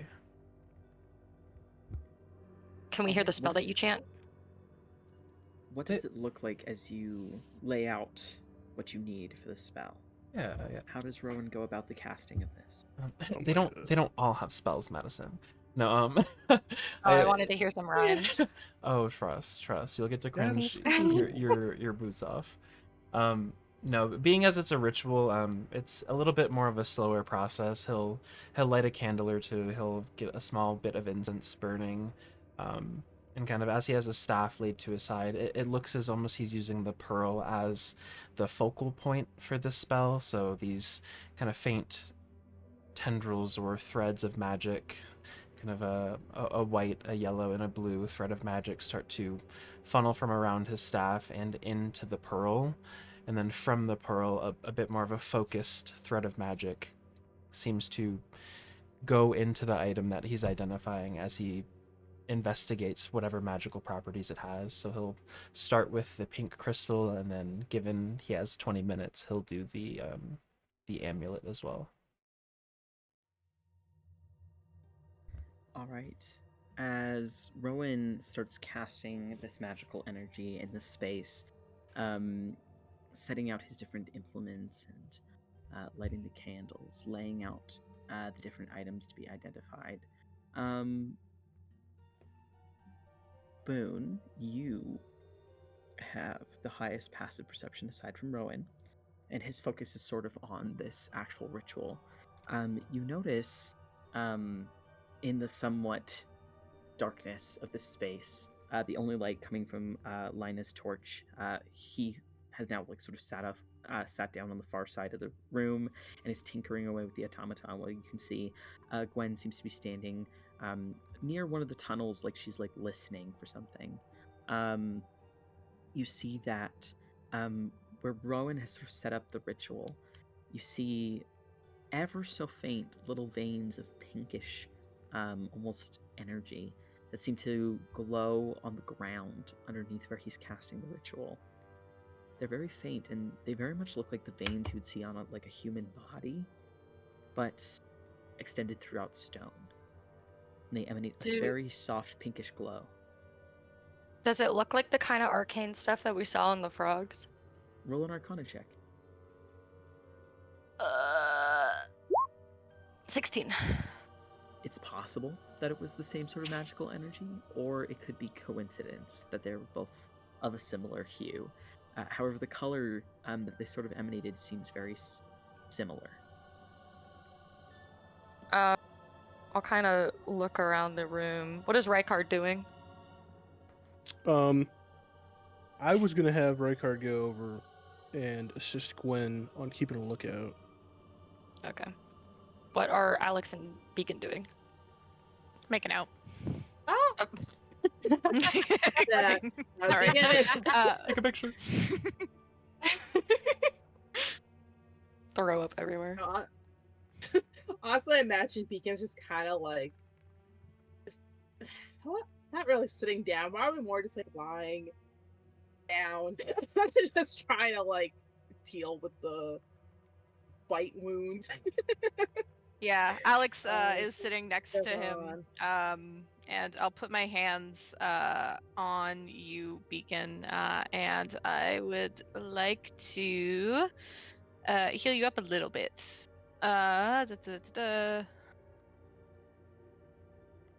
Healing hands. That's it. So as a magic action, what I'm going to do is I will press my hands down onto Beacon's arm, and a bit of light will begin to glow from Alex's hands. And as I cast spell, you are going to get look Oh, eight nice. 8 points of healing back. Yay. Thank you. Thank you, Alex. I really should have I the fact that I'm gonna walk over to where you guys are gripping hams. Uh, hey, you guys know magic, right? A little bit, yeah, yes. we're I'll familiar. just kind of point over to the ground where Rowan is doing his ritual. I'll look over. Roll I think I also Same, have a passive yeah. perception of 15, similar to Boone's. Or do you want me to roll for perception? roll investigation, as Boone pointed out. Investigation. Yeah, 11. You can The see like a lamb. faint pinkish glow, but like it could just be Rowan casting his spell.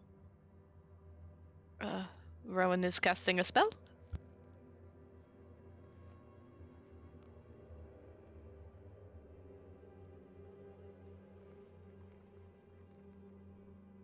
Is there something unusual about? I don't know how to cast this spell. I don't know if there's anything unusual about it. I don't You think two the look like you ground can. is supposed to have veins. Kind of Didn't squint a That's little didn't bit. true. the Typically doesn't. the yeah, didn't Gwen say something about not casting magic in this place? I think she said that she did not cast magic. I don't think she said as a general rule not to. But it could be drawing attention. Like with the frogs, they seem to be drawn towards magic.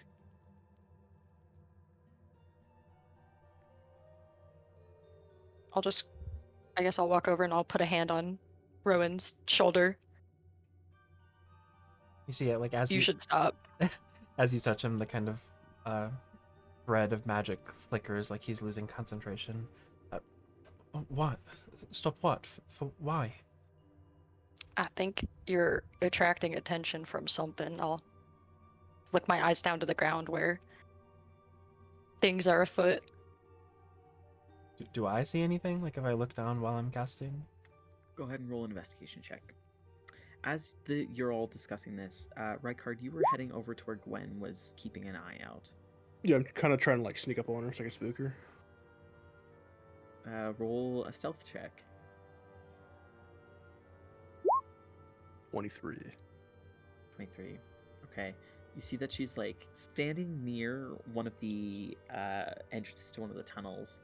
As you approach, you don't have a sense that she like notices you until you basically get right behind her.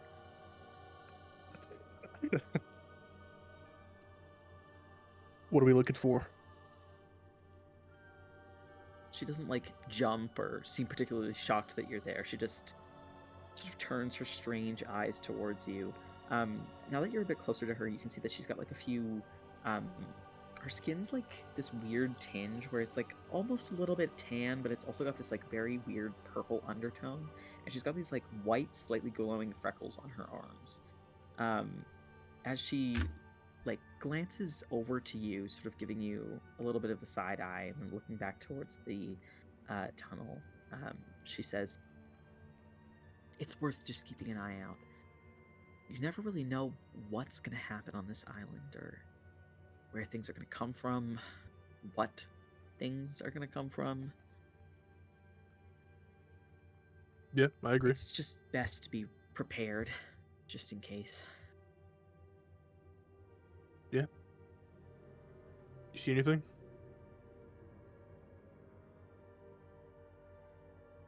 Well, I see tunnel, and more tunnel, and slightly more tunnel. But nothing seems to be coming up just now. Glad to see we're in safe hands. So are you going into the guild, or is this like part of your test, or what? How'd you find yourself down here? Well, Lina's been here for about a month or two, and he told me that he'd sort of been tapped by Sirius and Deimos to come along on their trip. They needed someone who could reprogram the automata if needed. And, well, they said that they were open to him bringing a few other people along. Not that I was necessarily who they were thinking of, but I saw an opportunity to get away from. She sort of gestures vaguely the main lodge and see more of the island. Hmm. I What do you thought think this the would be a chances great- are? Sorry, go ahead. I thought this would be an opportunity for me to, I don't know, do something. Something important. Not just practice with these daggers and actually use them. She sort of gestures to the fine daggers on her side. But clearly, I wasn't ready. I wouldn't say that yet. We still got time. Maybe. I'm sure we'll make it out of here. Well, Wouldn't be too now that we've concerned. got the automata back, thanks to you, she sort of gives you a light punch on the shoulder. I'm sure we will. Yeah. Take a look back. What how's the bot look? Does he seem like he's getting towards the end of it? Looking towards the bot where you can see Lina sort of working on it, you can see that there are like cables and strings and gears that have all been sort of removed from the inner body. And you can see that now Lina has a hand sort of hovering about like an inch or two away from the automata's sort of core.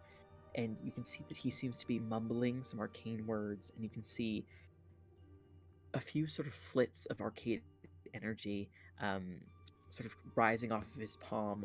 Every once in a while, a almost mathematical symbol will rise off of his palm and slowly almost get absorbed into the automata. Um, you can tell that Lina's not like done the process, but probably it's moving along smoothly. There doesn't seem to be any sort of hitches. He seems to know what he's doing. Seems like your friend's getting towards the end. Yeah, I mean, there's a reason they brought him on this. He's pretty green. Not that I'm not, but I got no You idea know. what he's doing, so knows more than me. well, that's one of the nice things about Bravehollow, I suppose, is everybody comes here knowing something and wanting to learn or achieve something, and we all work together, bring our skill sets, and hopefully do better than we did down here. Well, we're working together, aren't we?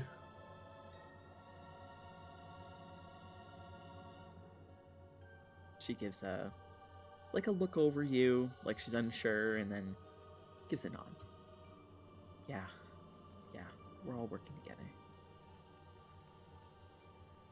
Go take a look. See what they're up to. She gives a nod and turns her attention back to the tunnel. Rowan, with a 12, you barely see something like some sort of energy peeling back before your spell ends. Hard to say if something was really happening or if your spell was just going well.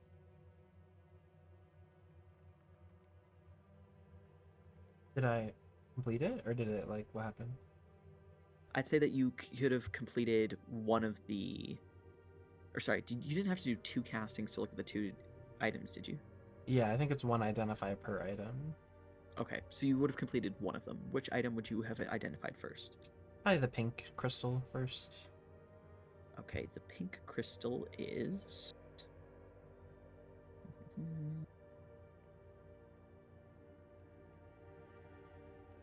Sorry, I've got it here somewhere. The pink crystal is a mind crystal of careful spell. Oh. What does it do? It allows the user, it's a one-time use crystal and it allows a user to benefit from the use of a careful spell sorcery point. I don't get the feeling that it was at No, all actually, the source of what we saw happening to the frogs. No, you don't have the sense that it was. This doesn't really give us any answers. Could be useful though. Alex, you might actually be able to use it. I think. Oh, what is it? I'll toss it over. It's a mind crystal. It lets you. I don't know how to describe it without just Hold it saying up the to my name. forehead. Yeah. It's like the fucking stone in Vision's forehead. It helps you sculpt a spell around your allies, so make it hurt them less. I think it's just a one-time use, though. Oh. That would be very helpful. Yes, I can hold on to it, unless someone else wants to.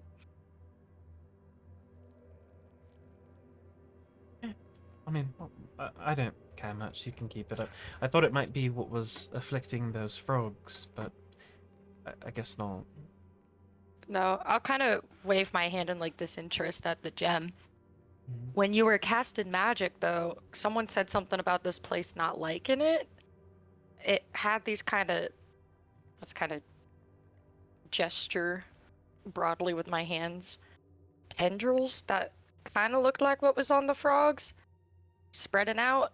I couldn't tell what it was though, just that it wasn't from what you were casting and it wasn't from the gem.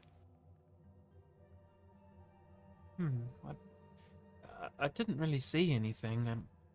I'll be honest, I've not really cast the spell too many times, but I don't know. I'm channeling threads of the weave into a magically charged item. Maybe it was just reacting to it. You want to cast it again, be my guest, but just kind of put my hands up. Not if you think something bad's gonna happen. I guess I could wait on the amulet and. Yes, I think that might be a good idea. It is better to be safe than sorry. Blow out his candle and collect his little ritual items back into his bag. Put away his Book of Shadows.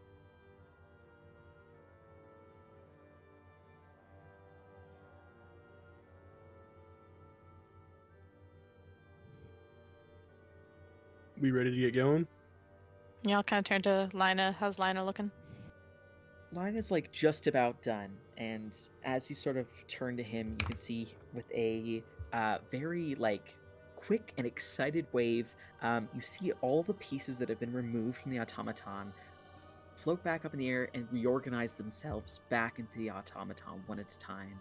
A cable plugs itself back in, gears fit themselves back into place, and you see that the hatch on the front of the automaton lifts up and sinks back down onto it. Tiny little screws screw the chest plate back into place, and Lina claps his hands together and gives a big smile behind his long trunk towards you and says, "Well, it all seems to be in order and ready to go. Was there anything else you all wanted to do down here, or should we hit the road?" Should probably go. I don't want anything to happen I to think- those people back there. Yeah, they should be the priority. He gives a nod. Of course, of course.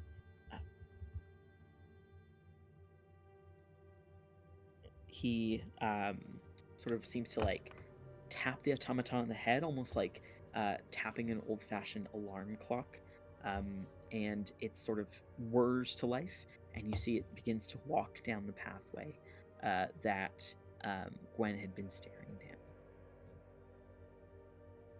As it starts to teeter on, you sense that you have a bit of a long journey ahead of you. I will follow. Same. Here. I will follow as well. All right. Following after the automaton, the caves wind around you. Occasionally, you find yourselves in narrow tunnels with branching out pathways that branch off almost like roots off of the trunk of a tree in various different directions. You find yourselves in square chambers that seem to have clearly been carved out by humanoids at some point in time. You see traces of arcane magic, spaces where you can tell that monsters have been felled, as well as former adventurers, based on abandoned packs and satchels and old circles of long burnt out campfires, as well as abandoned gear covered in spider webs. The journey itself is not treacherous or perilous, but more confounding and confusing. You're unsure how the automaton knows exactly which way to go in these winding, labyrinthine tunnels. The journey takes you about 40 minutes. But eventually, fresh air begins to hit your lungs and sinuses. You see a sliver of daylight through a cracked piece of stone. The tunnel begins to wind sort of back, almost as though it's circling back in the direction that you had originally come from. Everybody go ahead and roll perception checks, please.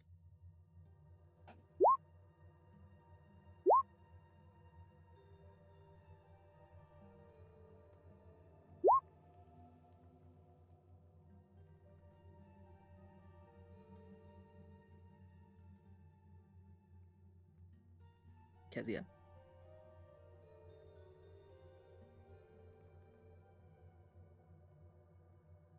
Beacon is staring at Alex's ass. Yeah, he's too distracted. All right, there we go.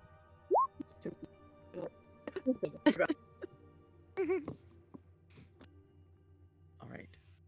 So, as you all wind your way back up this pathway, you suddenly hear the grinding of stone. There's a moment of panic and fear that these Brulette pups may have caught back up with you, or the larger ones that initially attacked the festivities of half season could have been found their way back to you.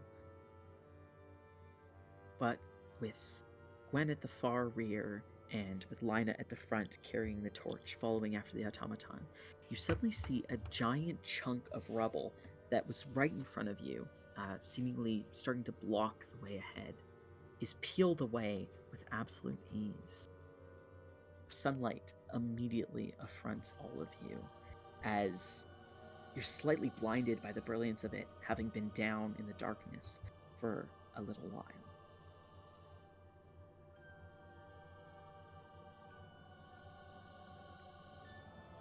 As the piece of stone is peeled away, you see a shadowed figure sort of floating directly above of you.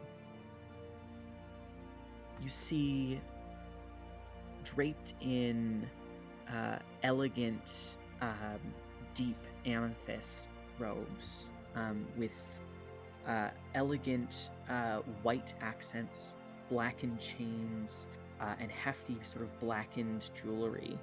You see a sort of coming into view this pale elven face that has symbols drawn all over it in blackened, almost arcane ink. You see this choppy, sort of blunt, blackish, purplish hair that verges a little bit almost on like a Vulcan bowl cut, but has a long, almost mulletish piece at the back. Floating up in the air and just moving their left hand, you see a figure that you had seen standing beside the stage, almost effortlessly lift the stone and move it to the side. They sort of gesture for you to come out from underground, and they say, "Quickly, get out of there."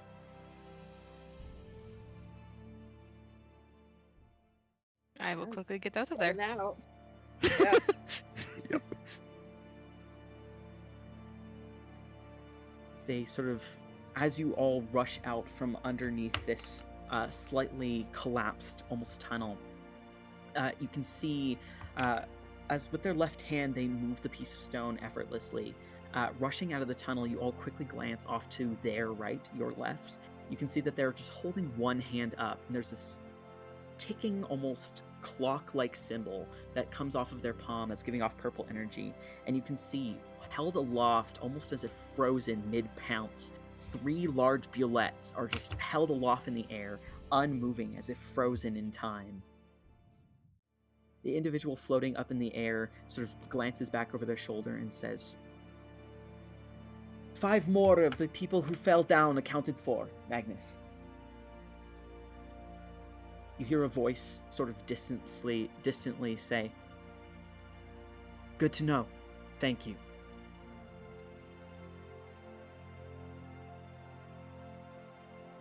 The individual sort of seems to give each of you a nod as you come out. Rykard, sort of like tucking very close to your side, you notice Gwen sort of pulls up a cloak over her head and seems to almost like hide in your shadow. It's odd. It's almost as though she like fades into your shadow, but you can tell that she's still directly beside you the entire time, as if she's trying to hide. As we're walking through, I'll try and kind of, I don't know what just rolled. I mean, is that me? Yeah, it was. That was you. My bad. My like screen went dark for a second. I had to make my thing come back to life. As she's behind me, I'm gonna try and kind of whisper like, "Here, take the scroll. Here you go." Try and hand it back to her. You see, she sort of seems to like, although she's still like staying firmly hidden in your shadow, she seems to perk up a little bit, and she gives a resolute nod and sort of reaches a hand out and quickly grabs it, almost like a baton pass. Can't go home empty-handed. Thank you. I appreciate this. And I'll keep walking and, I guess, trying to play cover for her. All right, as you sort of continue trying to give her cover, you all hear that voice of the individual who had sort of freed you from just under the rubble, sort of calls out towards Lina and says, Lina O'Shea, glad to see you are in one piece. We've been wondering how your excursion has gone. But where are Ceres and Deimos? And you see Lina, who is sort of walking just ahead of you, sort of turns back and goes to return to talk to the person. Are any of you trying to hear the rest of the conversation? Absolutely. Yeah. Walk away from Baz over my dead body.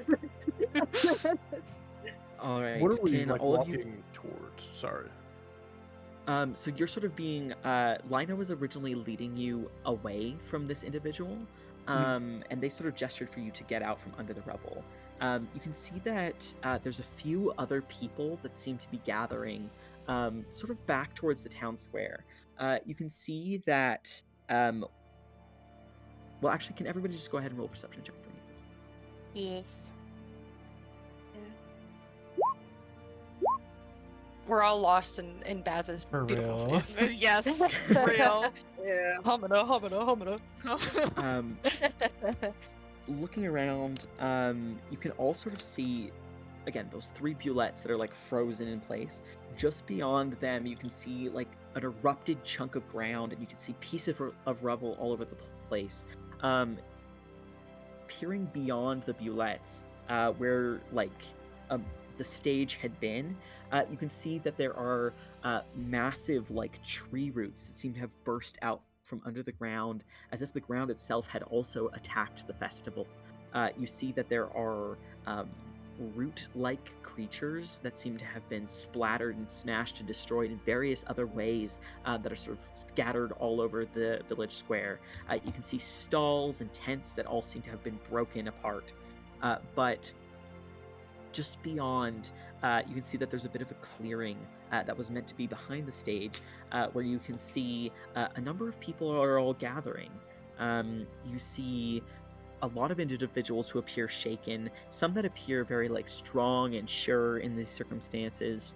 You can see that there are individuals who are wearing various fanciful, not quite uniforms, but color-coded outfits. Some are wearing outfits that feature ruby, opal, amethyst, and silver. Some are wearing clothes of sapphire, amber, emerald, and bronze. And some appear to be wearing clothes of gold, onyx, topaz, and pearl. And they seem to be handing out food, water, blankets. They seem to be providing healing where they can. You can see one individual who's wearing sort of a white, red, and purple outfit is playing a song for what appear to be some younger halflings who may have come here with family, sort of distracting them from the situation all around.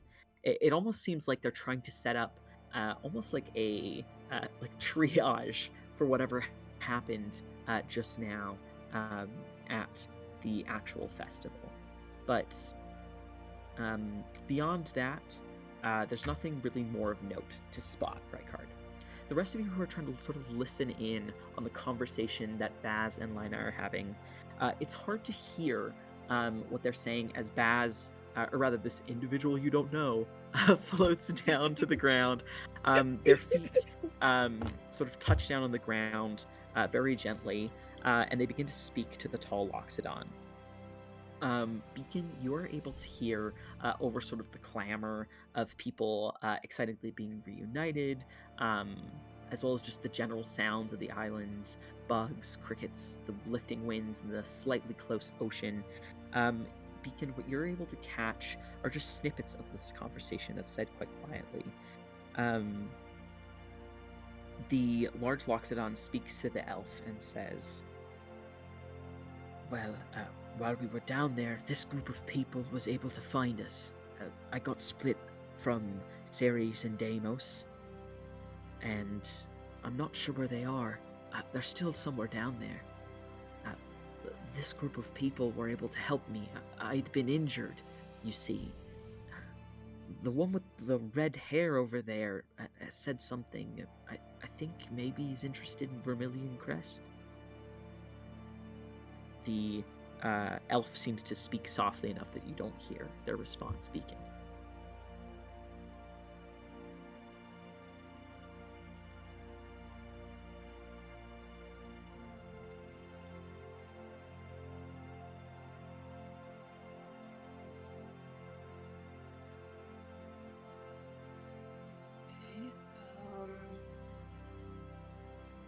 I don't really like get too much else from the conversation. Does it seem like there's anyone like like in charge, I guess, of like the rescue kind of the effort going on? You have a Like a sense that specific you individual? may be able to find someone if you were to head towards where all the rest of the people seem to be gathering. Okay. Going to can I turn to Alexios? I'm gonna say Yeah, Alexius is already kind of tugging. Oh, yeah, on your arm a little Yeah. bit. Oh yeah. Oh, yeah. Yeah. See, that's You the should same get some idea. healing. You need to get some healing, and perhaps we will find some more people over there who might be able to help us. And I'm kind of like looking over more so in that direction now, seeing if I can spot anyone or anything that might be helpful. Walking away with a freshly lit cig in his mouth. All right. As you light up a freshly rolled cigarette, Rykard, heading towards the sort of gathering of other people, you can see that the area where everyone seems to be sort of gathering around, it appears to be a clearing in a small grove of trees.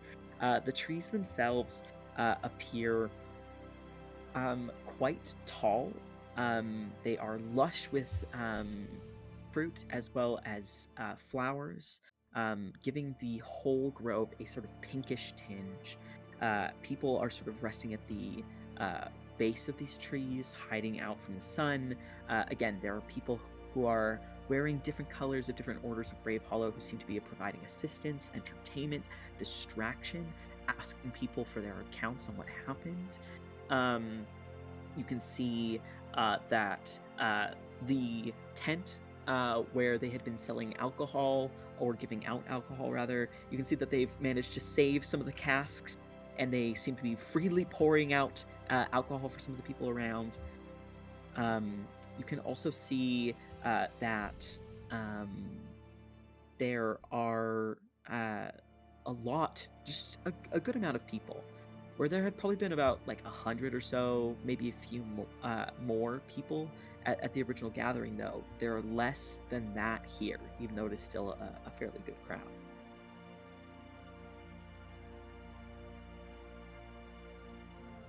If you're trying to find anyone specifically in charge or anything like that, I'm going to need another perception or investigation check. Alright. Yeah.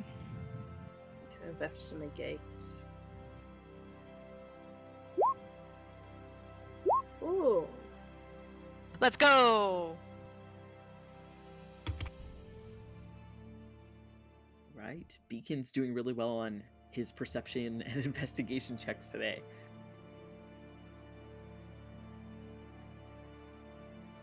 Okay. As you all head towards this sort of gathering of people, let me see if I can choose the music here.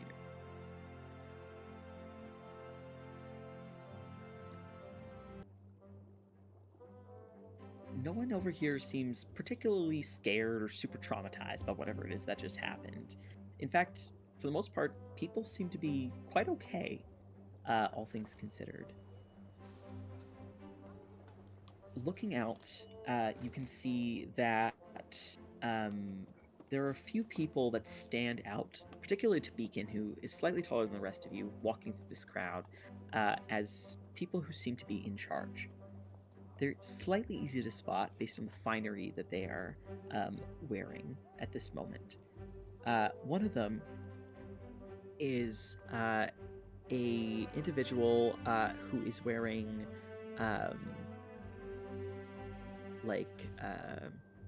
deep green cloak that has a bunch of bronze sort of filigree all over it, and what seems to be almost like a kimono on top of a cloak.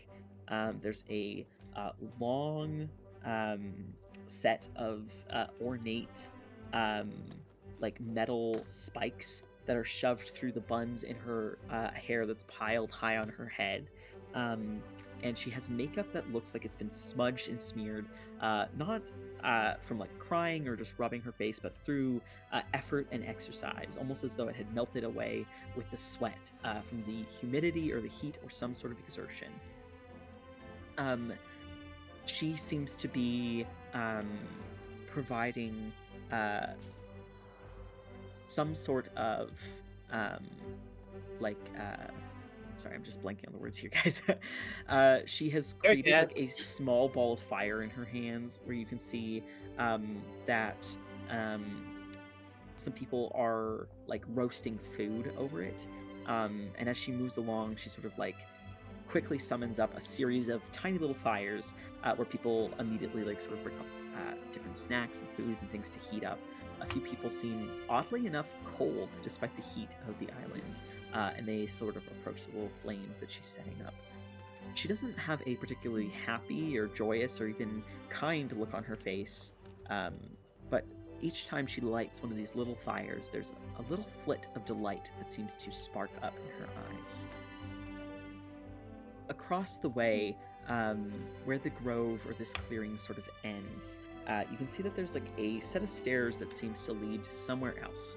No one seems to be moving past this particular grove, and there's a man who has his hair, which is sort of shoulder length, is pushed back away from his face. It has a sort of gingerish hue, but it's gone white right around his temples. He has some stubble and almost like a little bit of a beard going, and it's mostly started to turn white. Despite some signs of age, he has a relatively young-looking face. He is wearing ornate, but also functional sort of wizard tunic. One of his arms has a long red glove that appears to be made of leather and covered in arcane symbols, as well as chunks of metal that extends up to his left shoulder. And he has a rather thick-looking spellbook at his side, which is affixed to him with a series of clasps and what appear to be locks and various other things holding it in place. He seems to be sort of stopping anyone from going any further up beyond the path. The vague warning given to each of you by a hobgoblin sort of echoes through your minds that you were told not to venture away from the town of Landing and deeper into the Isle. You can also see a man who seems to be sort of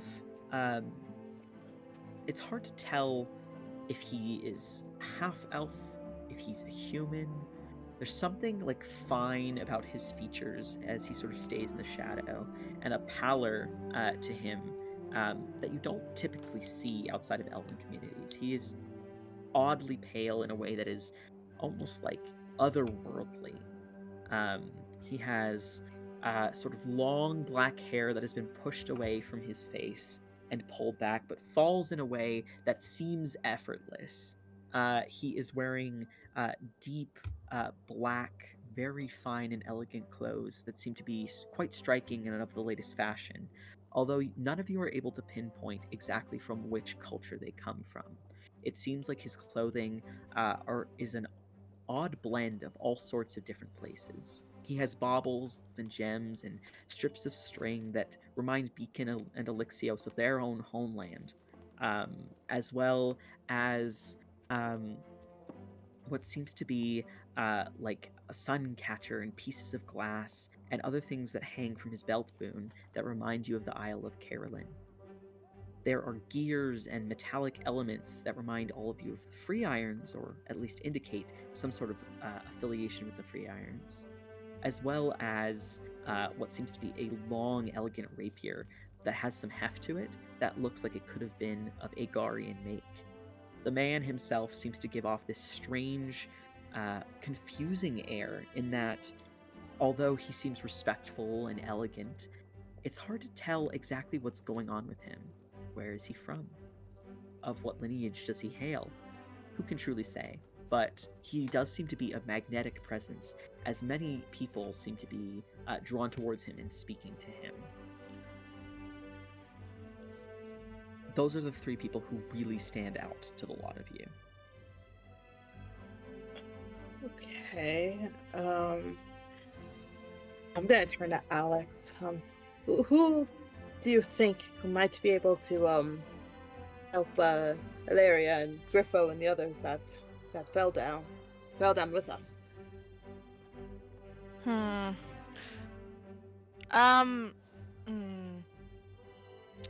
I wouldn't recognize any of these people, Harry. No, you've never met any of these people. Okay. What I will say is Rowan might recognize some of these people. Rowan, go ahead and roll a history check at advantage, because you've established in your backstory that you're an SS nerd. Advantage gag, okay? It would be funny if you just rolled a 9. He's a fake fan, guys. 16. With a 16, I'll say that you probably recognize Basilic Windshay, who is the individual who initially was helping you all out of the stone. It's very clear that that individual seems to be like actively involved in getting people out of the rubble. And you might, I'd say you probably recognize Magnus Tylan, who is the far end of the clearing.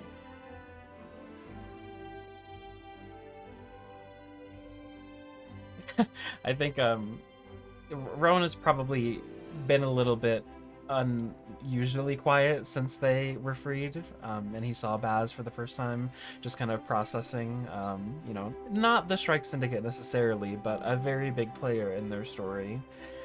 So when he overhears Alex and Beacon talking about who they should ask for help, he'll chime in. We should probably ask him, and can we still see him in the distance? We're not that far, right? Magnus or Baz? Baz.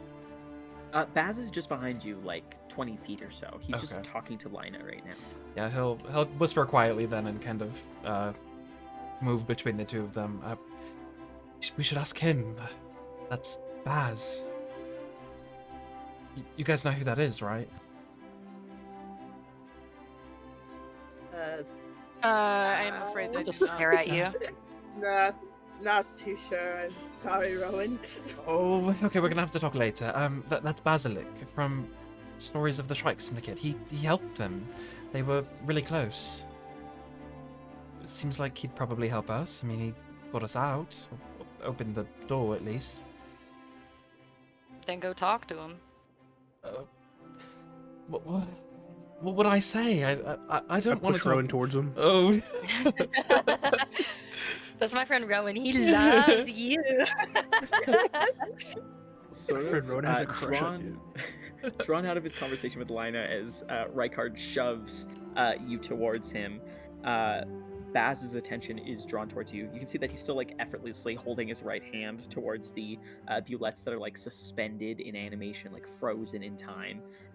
He looks towards you. He, oddly enough, Rowan, you thought he would be taller. Now that he's not floating above you in the air, you can see that he's, with your antlers, standing a little bit shorter than you. He gives you a kind smile and like an expectant look. oh, hello. He clears his throat and his face kind of starts turning red. It's an honor to meet you. I'm Rowan. He just kind of shoves his hand out. Baz sort of takes a look at your hand and to Lina, who kind of gives a shrug and then gives you a large smile, reaches out and heartily shakes your hand and says, "It's very nice to meet you, Rowan. My name is Basilic Winshea." He almost like swoons just as he pronounces his name. I know. I know a good amount about you actually. I've read and heard stories all about you and how you helped the Shrike Syndicate and your work in Agna. It's lovely to meet you. Thank you for helping us. Well, it's very nice to meet someone young who knows a little about my various exploits. It's always good to hear that your impact is noticed somewhere out there. What is it that I can help you with, Rowan? Oh, right. There's people stuck down there. We don't really know them super well. Someone named Griffo and his friends, and a woman named Illyria, and I think there were people with her as well. They're trapped in the cave-in. Basilic sort of like hearing that, you see a little bit of a more serious look go across his face, and he gives a nod and says, "Do you remember vaguely which way they were? I am in the process of excavating as many people as I can, and as you can see, I'm slightly preoccupied at the same time." And he gives a bit of a nod towards the bullets. Well, they're back that way for sure. And then we did take a couple lefts and rights. Go ahead and roll a survival check to see if you can how much you can recall of the pathway. Oh, 19. 19. All right. It takes you a little bit of time, and you're not entirely sure if you got all of the details right, but Basilic nods along with what you recount to him. He sort of gestures towards what appear to be several people wearing very different colors of clothing. It seems to be maybe someone from the Vermilion Crest, someone from the Deadwood Order, as well as someone from Liar Song. And he sort of reaches for a piece of parchment at his side, and as he flicks it out, all of the words that you just recounted, all the instructions, seem to appear on a piece of paper, which he passes to one of them. And he tells them the names of the people that they're looking for. Are there any other details that you give to Baz?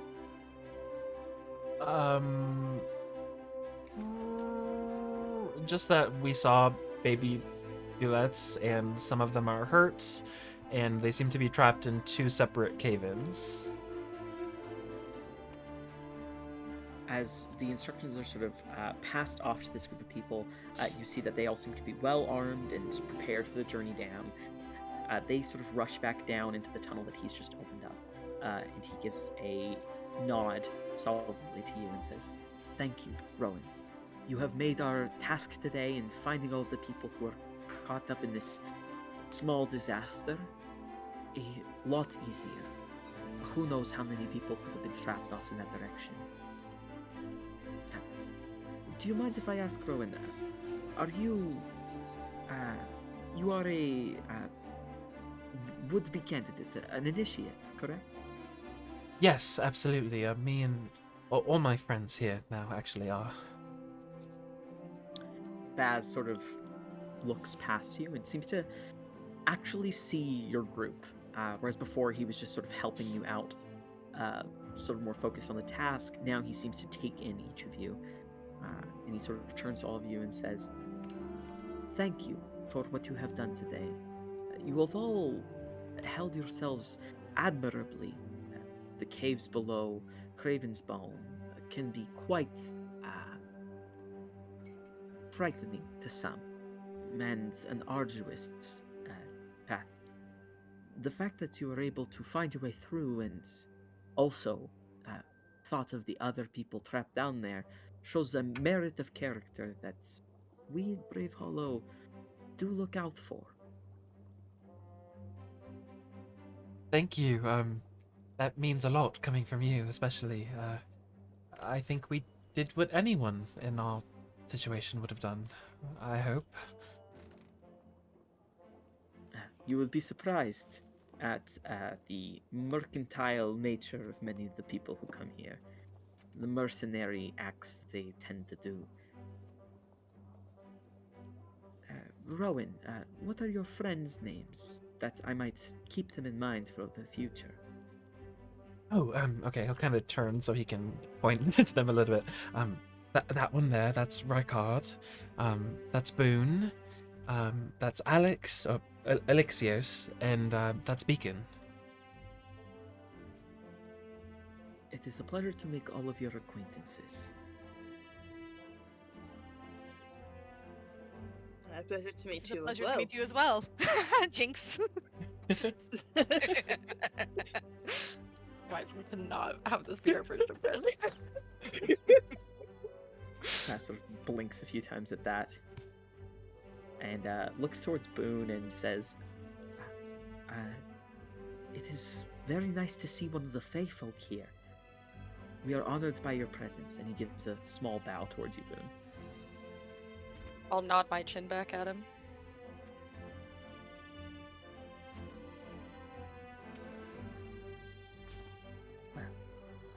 I must return to my duties and attempting to excavate as much as I can. Thank you again for letting me know of the place that other people could be found. Is there anywhere we could go to help? Where would we be most useful here?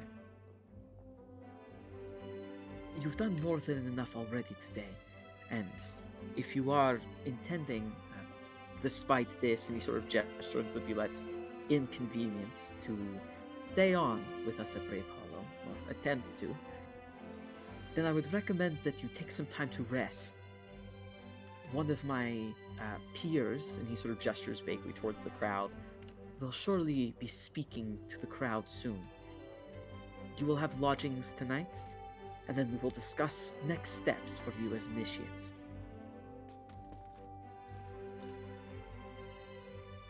Right, If thank you. If you did wish to help out further, perhaps you have individual talents that could be of use to different people around the space.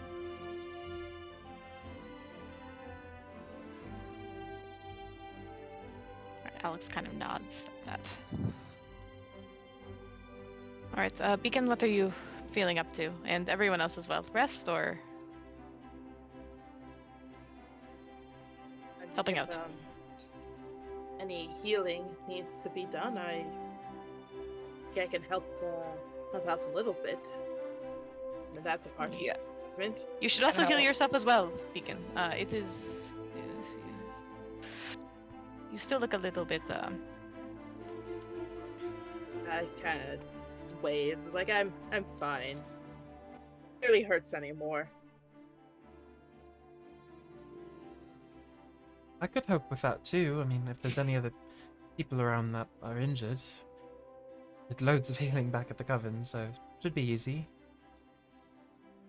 You were in a coven? Oh, yeah. You know, like with other witches. Huh. Where are you from? K-Rillin. Oh, I don't know if there's any covens over there. Don't think so. Yeah, I'm from the wilds. There's a group called the Moonscythe Coven. That's where I'm Shrug from. my shoulders at you. You just don't seem the type. What does that mean? I'll shrug again. All right. Well, anyway, It means you look gay. Said there was a large group of people that seemed like really cold for some reason. Yeah, there's like a large group of people who are all gathering near one of these sort of like small, almost floating balls of flame that individual had summoned. They're all sort of gathered around it, and you can see that their skin appears like slightly blue tinged, and you can see like puffs of cold air coming off of their mouths. There's a group of about 4 or 5 people. See Rykard just kind of walk off, and get into sort of the center of that crowd, and immediately you can see everybody's demeanor kind of shift, as they all seem to feel a lot more comfortable once he gets in the center of them all. I'm gonna activate my thermal cube so everybody's there's warm. All right, as you activate your thermal cube, a few of the people seem to like look around like they're a little bit confused, but one person you see sort of turns their eyes towards you, and with a bit of like a cocky, somewhat friendly smile, you actually see the individual that you'd met back at the drinking competition, Graymore? Graymore. You can see that his skin looks a little bit more gray, maybe fit for his name. He looks quite cold. You can see that he's sort of wearing like that leathery armor that he'd been wearing before, as well as the almost like cowboy hat that he wore, like a leathery hat. He moves a little closer and gives you a slap on the shoulder. You can feel his hand is ice cold when it touches your shoulder. And sort of through chittering teeth, although slightly more relaxed than he was a second ago, he says, "Rykard, it's good to see you. Where you been?" Maybe you made it out. Yeah. Fortunately, I wasn't as close to the front as you were. I didn't Things were get bad down there. so deep down. Yeah? Tell me all about it. I'll go into all of it with him. All right, as you start sort of giving off some details, recounting your tale, he sort of nods along and listens closely to what you've been up to. At the end of your story, he sort of like gives a deep whistle and says, "Wow, you did have it worse than I did. Now, we alls just fell down into some pit full of water. Coldest water I've ever been in my life. Glacially cold. And the whole space kept filling up with more and more of this water, and anyway, somebody eventually was able to pop out the top." He sort of gestures up, almost as if there's like a ceiling above him. That fellow back there ripped the ground right out and held it up in the air. We were all able to swim on out, but I don't know. There was something down there with us, I think. Yeah, a lot of weird stuff down there. I just feel bad for poor Rowan over there. It's that guy's birthday. Oh. Well, at least you can say it's an exciting one. I guess so.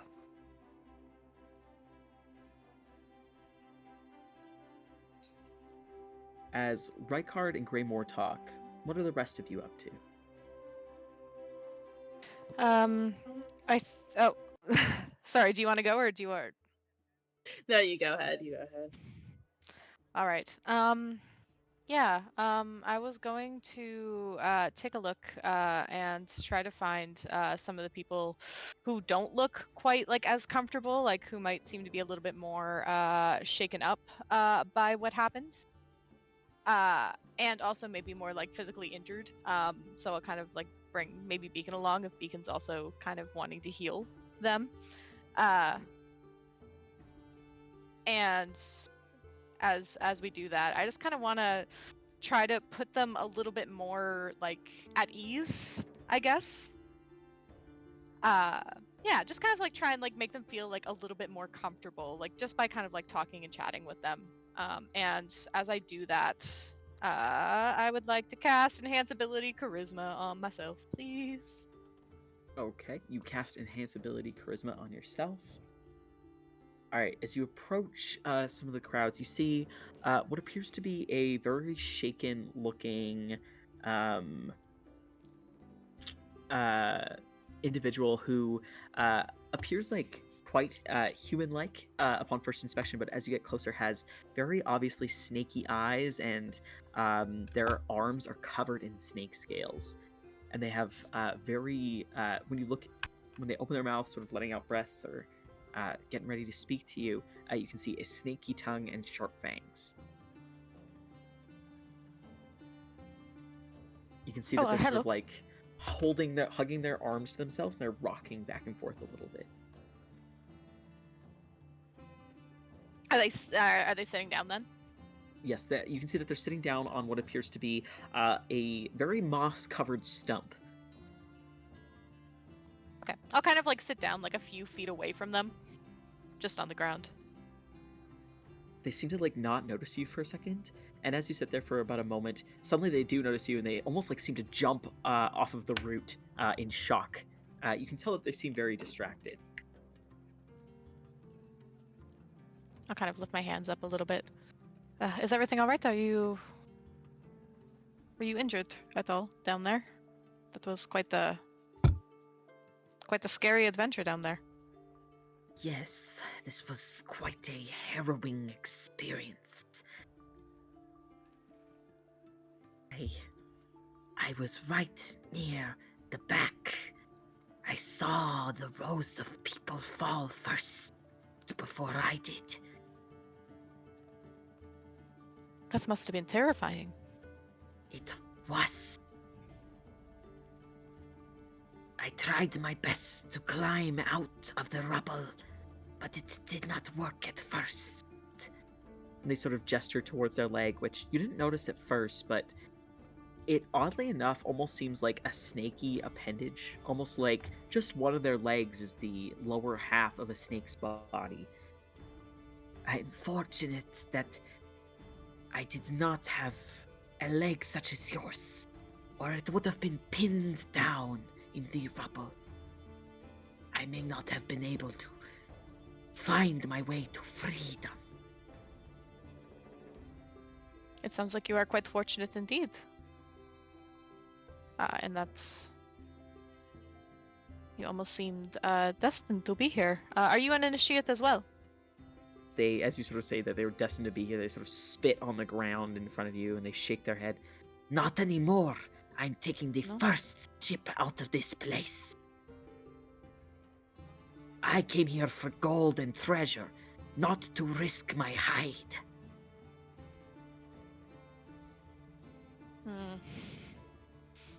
Well, gold and treasure are often things that are not easily found without just a little bit of risk.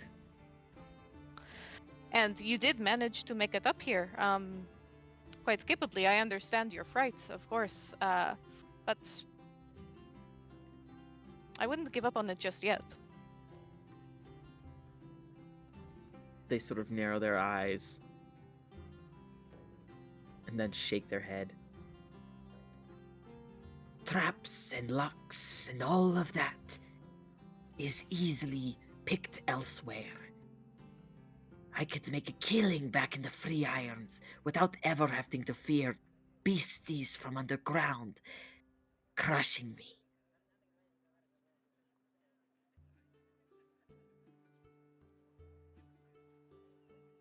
That is probably quite true as well. You said you are from the Free Irons. That is quite a journey here, so I am told. We have some friends that came from that direction. Is that What is your so?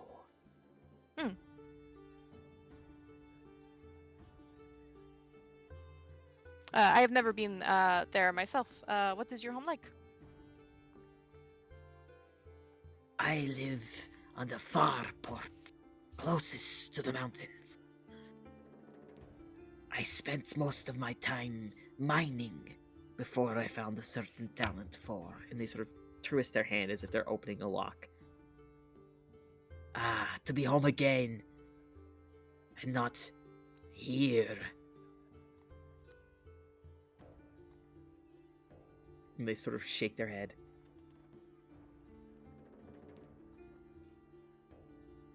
Well, it seems like your talents would be quite useful here if you did choose to stay, but I can understand your desire to return home. But I'm not sure if you noticed, but when we were down there, there was also quite a lot of treasure that we found, and I will pull out one of the gems that we found. Which one? I think I have the purple one. Yeah. Well, I also have the pink one, but yeah, I'll pull out the purple one that we found in the chest. Mm-hmm. There is quite a bit of treasure to be found here as well. They look at it, and then they sort of shake their head a little bit. No. You think that is big treasure? A single gemstone? My ambitions are bigger than this, and my need to keep myself alive is. If you wish to risk your hide here on this island, feel free. I have other things on my sights.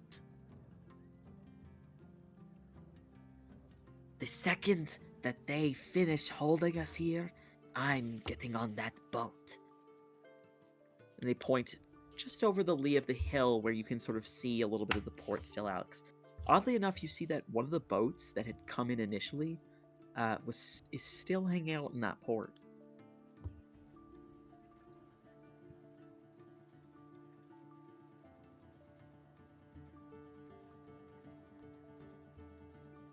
Is that one your ship? I don't know. That's not the one I came on. But I will be leaving on it, if it can be chartered.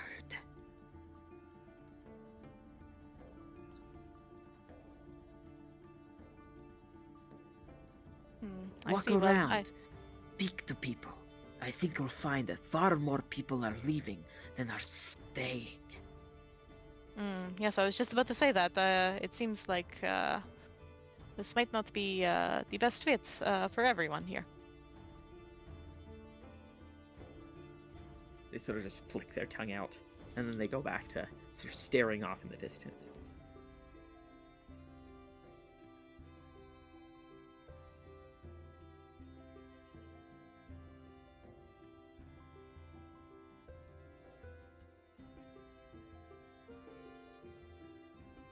Beacon, you sort of went over with Alex in that direction.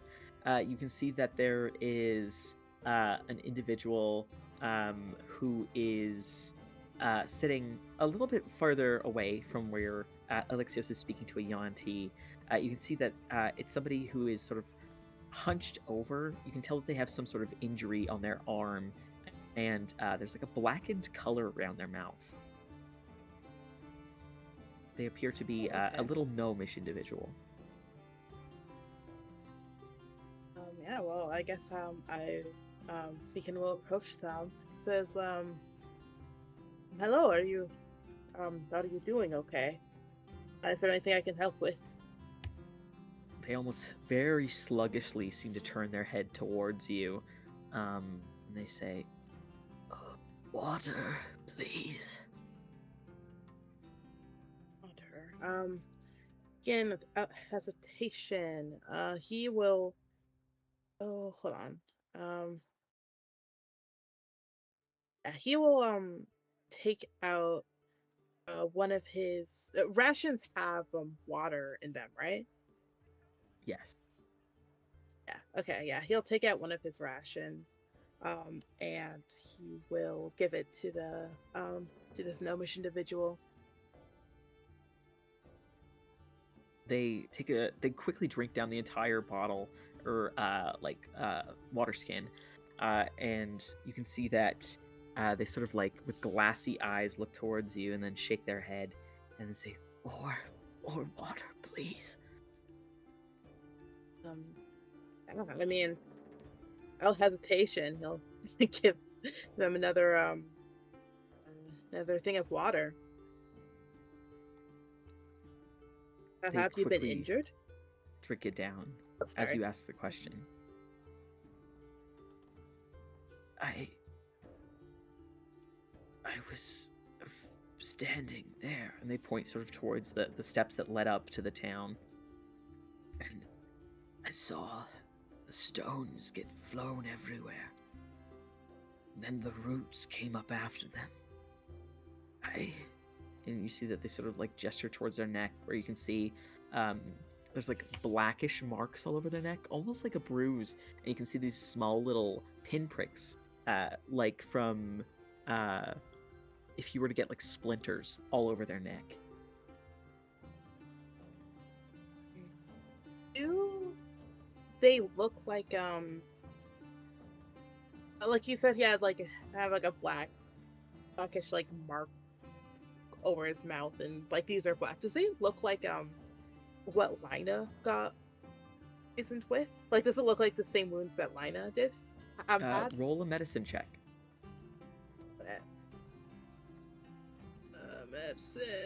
Medicine.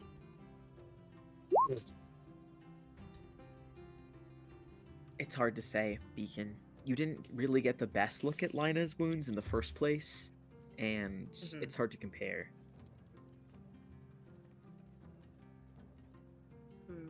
Okay, well, regardless, Beacon is like, I think I might be able to help it, at least a little bit. And he will, raise his hand up kind of to the wound. It'll glow a little bit, and he will, put 5 points of lay on hands to the like at the very least, hopefully it will heal all the wounds on this gnome. As you sort of reach out and you do lay on hands on the gnome, you can see that they sort of seem to take a slightly deeper breath, but the black marks are still around their mouth. They sort of cough a little bit and say, "Oh, thank you. Thank you, but I think I'll just take a rest." And you see that they sort of like lie down on a mossy tree stump and then, oddly enough, almost immediately fall asleep.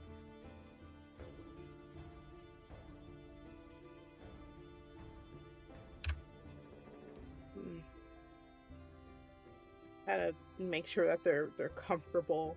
If I see they're still like breathing,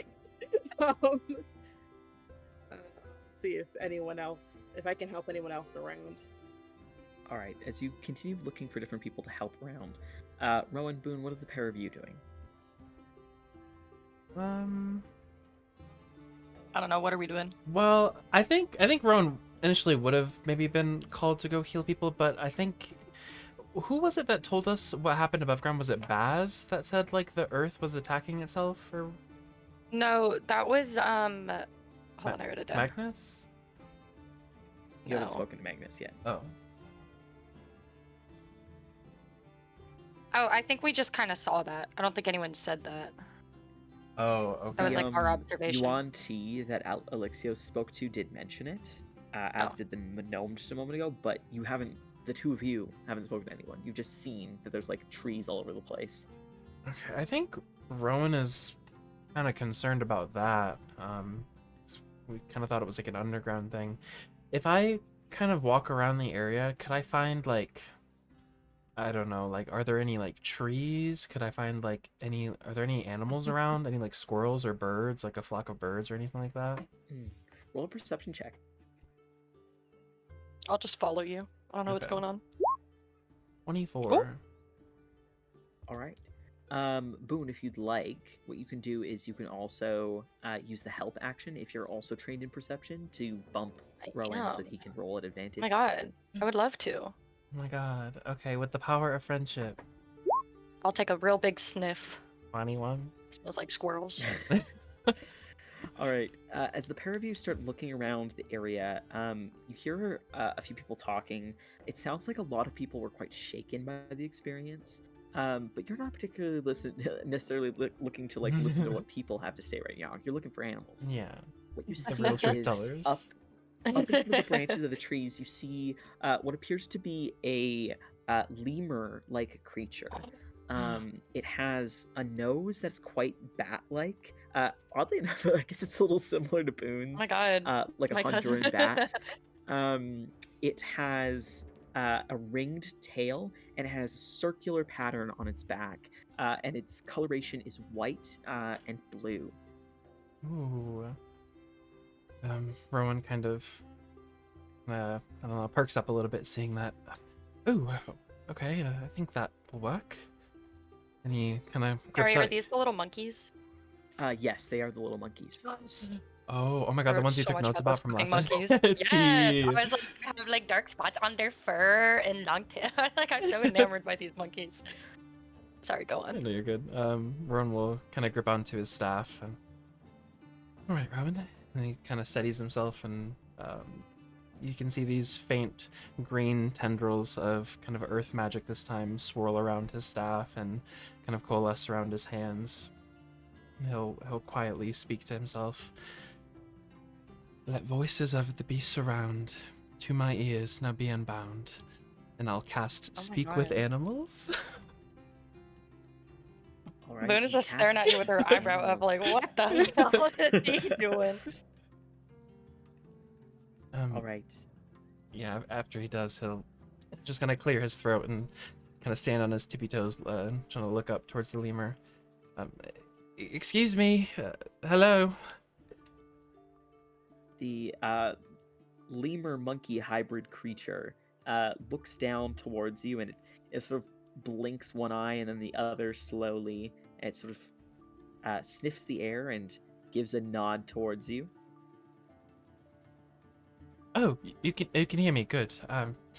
Hi. My name's Robin. This is Boone. I'll gesture to Boone. Oh, We were sort of stuck underground a little bit ago. Very inconvenient. Did you happen to see what went on up here? The creature gives like a slightly, like it tilts its head almost like, not in confusion. You have a sense that people have maybe spoken to it in this manner before. It crawls a little bit down one of the branches and peers over to speak to you. And it says, "Hello there. It is always wonderful to speak with one who has the ability to converse eruditely with my species and my kind. We are some of the keepers of this island, the watchers, the ears within the bushes and the branches. Yes, I did happen to witness what occurred here upon this day. I believe over the course of your festivities, some sort of altercation occurred." Oh, an altercation. What happened? To us, it just seemed like the earth opened up. Well, I don't know. We saw bullets underneath the earth. They were burrowing around. Yes, well, that depends on your matter of perspective, young witch. From up here, we have a different way of seeing things.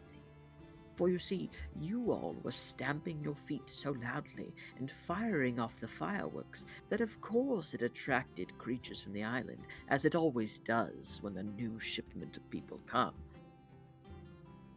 as it always does. Has something like this happened before? Oh, indeed.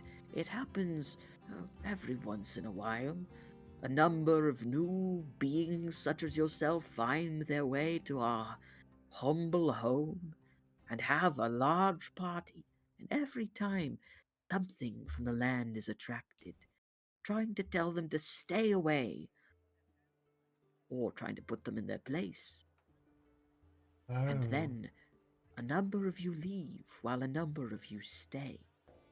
Those who flock to danger stay upon the island. Those who are terrified flee. Yes, this has been going on for a few years now, although I myself am quite on in years.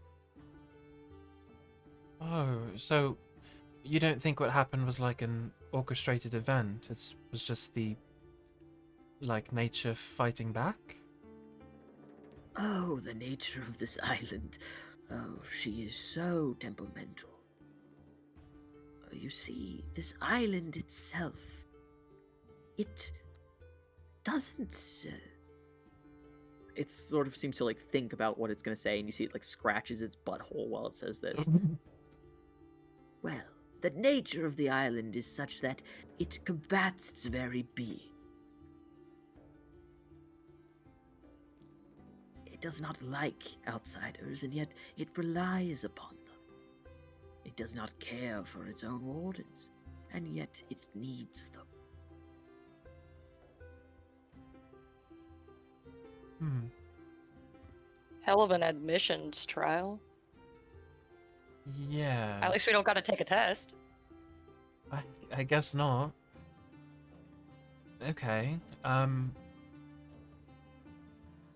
don't know where to go from here. I wasn't really expecting that.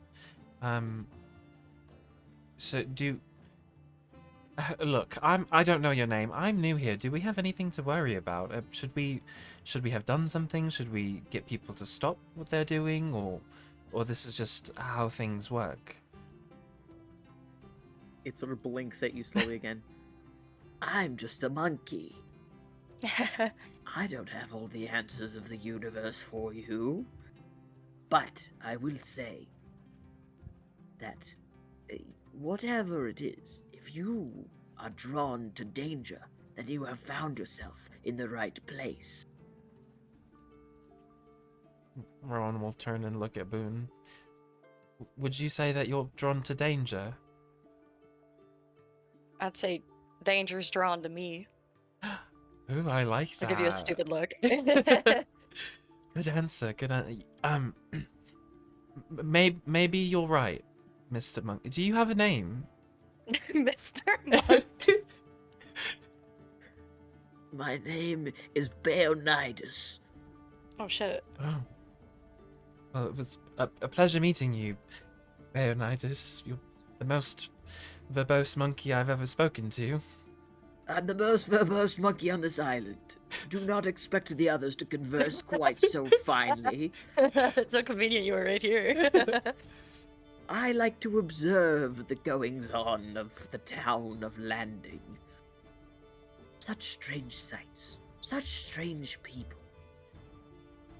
Well, you should get used to seeing us around, and I'll elbow Boone a little bit. I don't think we're going anywhere. You'll truly know if you're staying here if they show you to their hidden home in the dark. Hidden home in the dark? Yeah, what? But I've said too much. No! Enjoy the rest of your day. And the monkey bounces off into the trees. Damn. It's a mysterious little monkey. I guess with this newfound knowledge, I'll head I love back. exposition. Yeah. All right. Is there anything else that any of you would like to do?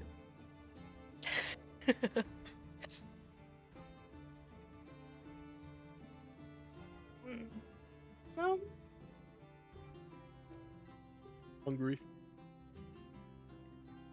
All right, Rykard, you go in search of food, which you're able to quickly find.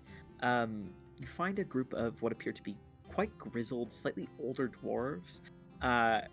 One of which is like wielding like a massive battle axe. Another has like this really huge, almost like blacksmithing hammer.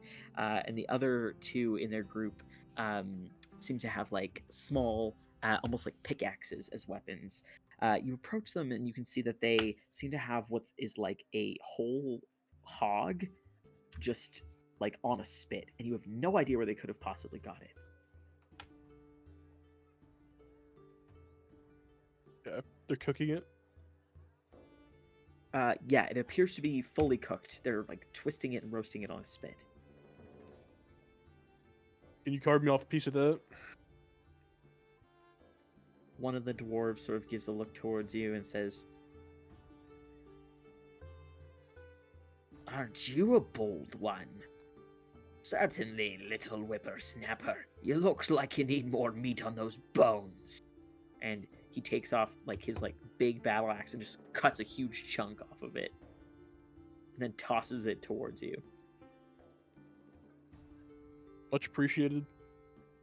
They give a nod. As I'm munching my schmeat, I'll try and find the rest of the group. All right, you find your way back to the rest of the group. As you all reconvene together, you see that the sort of finely dressed elf that you'd been speaking with, Basilic, sort of floats over the crowd in the direction of the red-headed man. A few moments pass, and then Rowan. Suddenly you get a large weight just smashes into your back.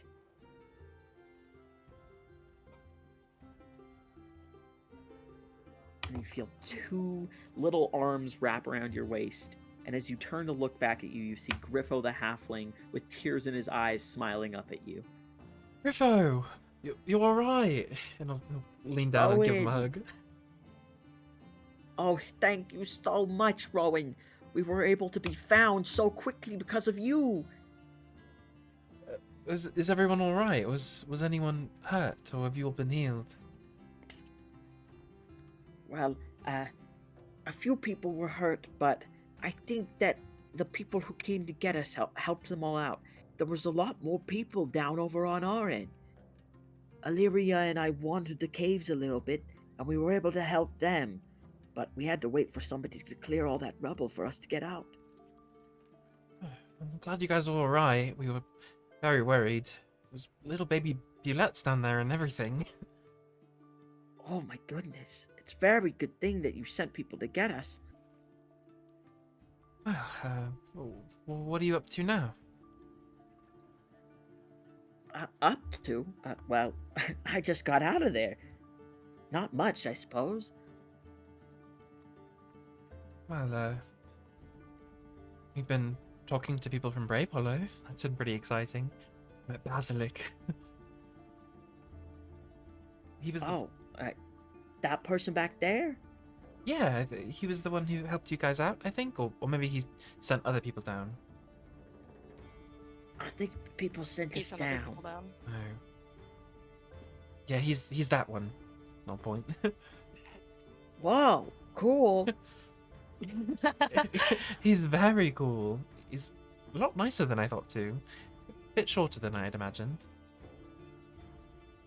Griffo crosses his arms. What's that supposed to mean? Oh, not like that, Griffo. Yeah, I crossed my arms too.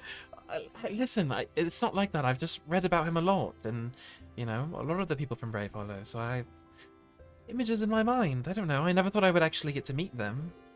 And you always picture them as tall? Well, Is it because you think they're cool?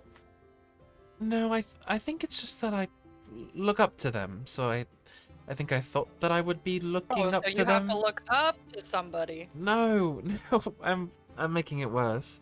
That's not what I meant. Sorry. That's alright. Don't worry about it. But Illyria and I found Brownlock and a few other people. And Oh, thank God. we were all able to get out together.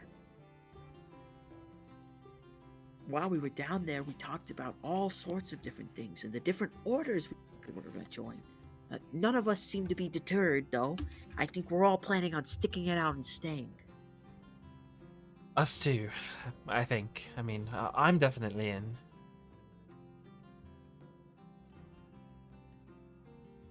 Griffo looks to Rowan, you, do you Boone. know?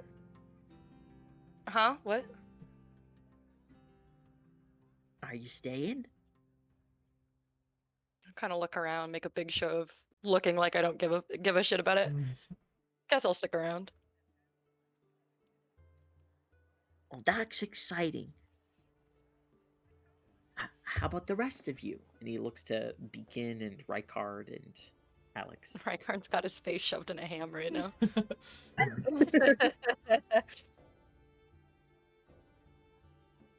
Well, I'm definitely staying.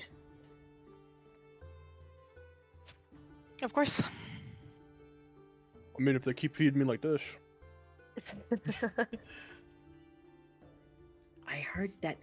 And then as Griffo starts to talk, there is like almost like a mic feedback noise that Oh. seems to echo throughout the whole space.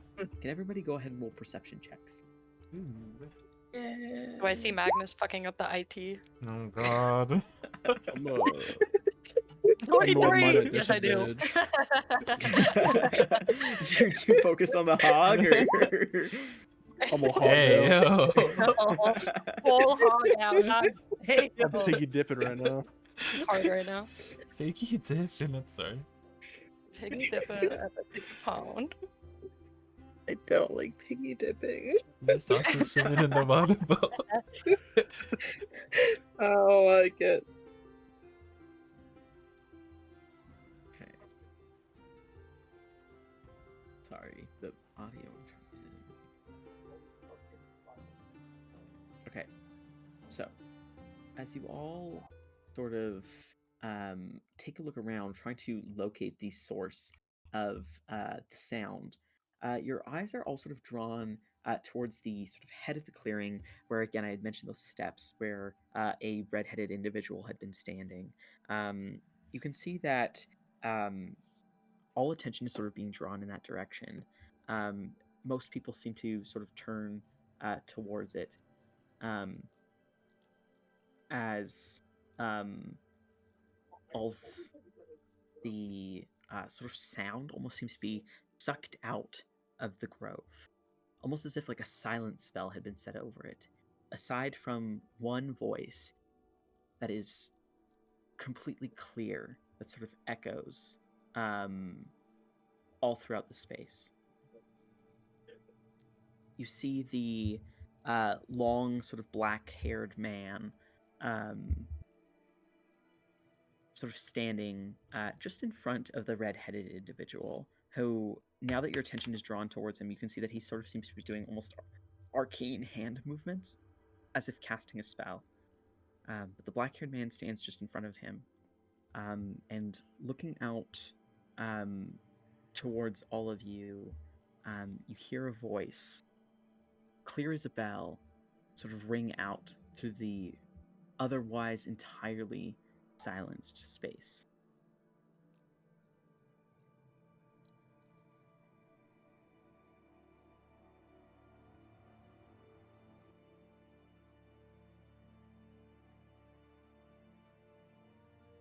It is always a shock to those who first come to the island of Cravensburn. The horrors and the joys, both found in equal measure throughout the space. But you all came here knowing risk and reward were hand in hand.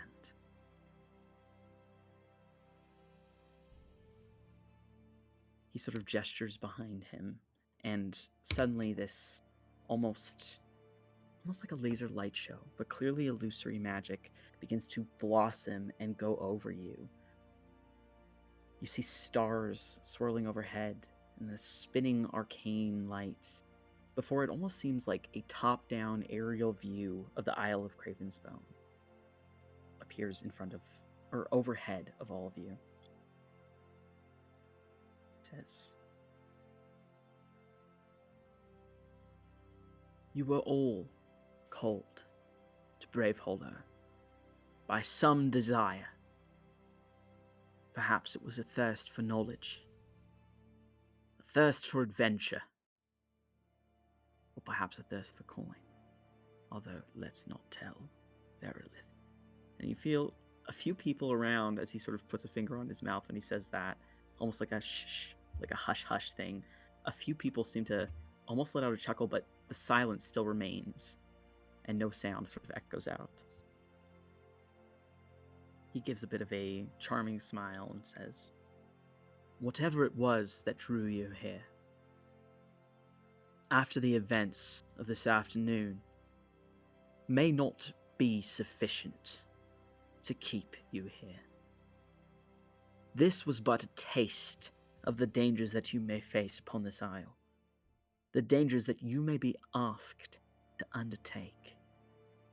And though many of you may not be called to a life of adventuring and exploration, skullduggery and thievery, of temple diving and, well, hunting throughout the wilds, perhaps you came here with the promise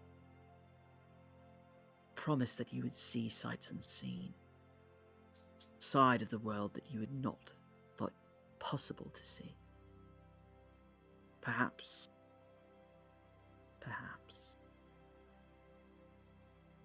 But I will not pretend that the adventure ahead for you, if you choose to stay upon this day, will not be arduous and dangerous.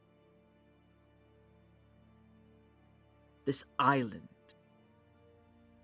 and he gestures vaguely around, "is fraught with monstrosities. Beasts, plants, flora, fauna. Archaics. Creatures we cannot begin to explain or understand. And yet, despite it all, we still seek to. If today was enough to shake you, there is a boat in the harbor.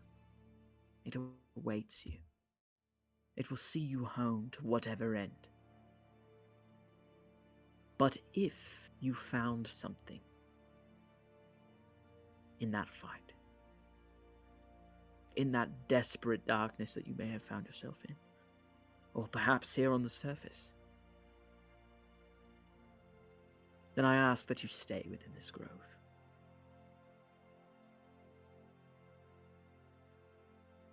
If you seek to be a hero, if you seek to make a change in this world,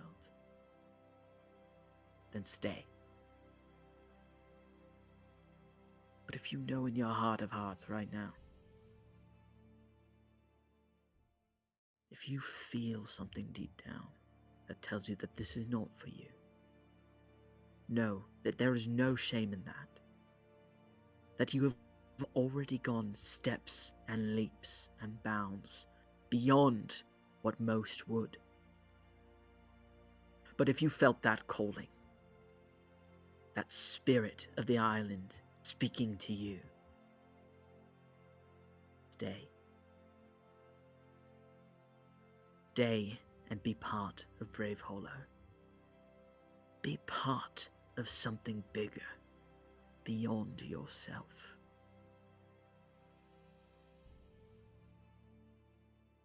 Make this world a little brighter with your orange spark.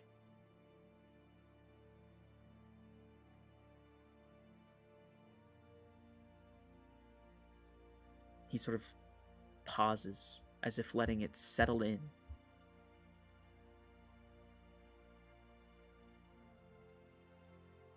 You do see, looking around you, a few people seem to truly ponder the words of this man who has begun to speak at the front.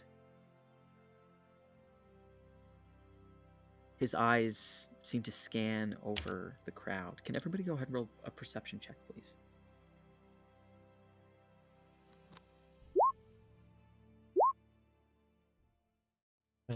Sniff out the competition.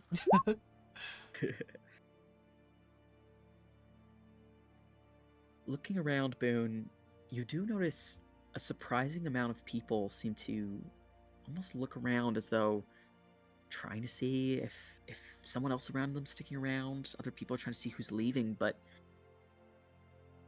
what you first notice, Boone, and what all of your companions do notice, is that it suddenly feels as though there's like a weight in your hand. And as you look down to your right hand, you find what appears to be a flare, a magical rod about a foot long. You can see one end has the sigil of Bravehollow on it. The voice rings out once more. If you wish to stay, all you have to do, touch, reach out, grab your fate. Seize the means of your own future. Fret not if you do not, for it simply means that fate has another plan for you. But if you hear her calling now, you'll know what to do. Boone, with a natural 20, you notice that sort of almost glowing eyes of the black-haired figure whose voice is ringing out throughout the crowd. They almost seem to zero in on you and your group. You feel oddly seen in this moment. Not seen in a vague sense of the word, but in a literal way. Someone important at this organization has taken a look directly at all of you. What do you all choose to do? What's the flare in our hand? It Can I take appears a look to at that? be a like foot-long cylinder, quite sort of thin, and you can see that on one side, on like one of like the I suppose like round edges of the cylinder, the top, there is a symbol of Bravehollow. You're not sure exactly what to do with it, but you do have a sense that there's something that you need to do with this object to indicate that you want to stay here, despite the potential peril. Could I try and figure out what that is that I have to do? Roll an Arcana check.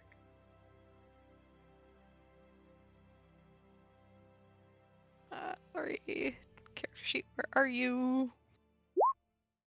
20. 20. All right, Elixios, looking over it, it appears to be a magical device.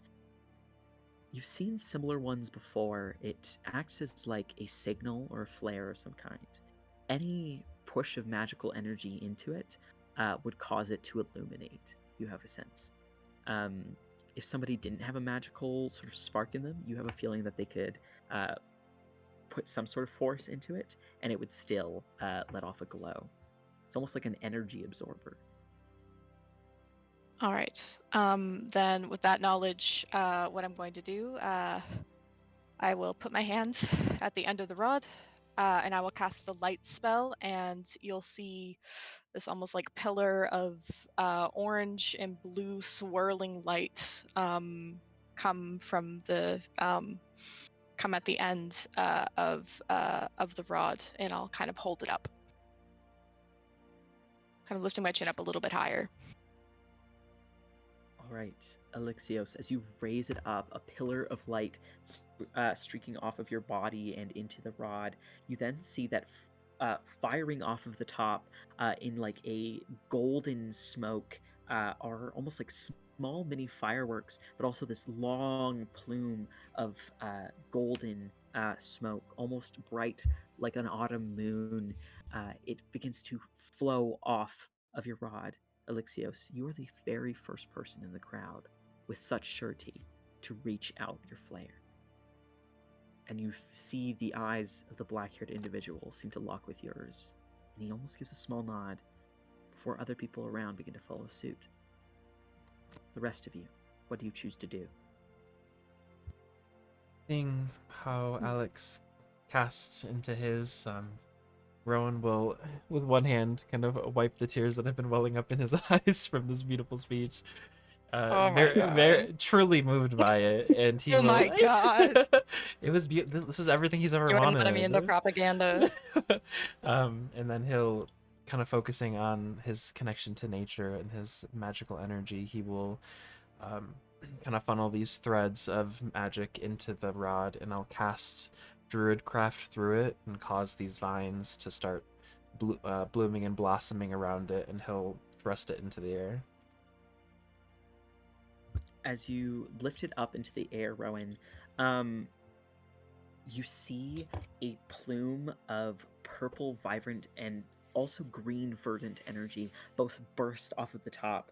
And in a moment of perhaps odd clarity, you see as it bursts out, it takes the shape of a grand, wise owl extending out its long wings before it forms a true plume of purple smoke. Little sparks fly off of it, and oddly enough, you feel Freya on your shoulder, although you don't recall her being there before. I'll gotta give her a little nuzzle. She reluctantly seems to lean into it a little.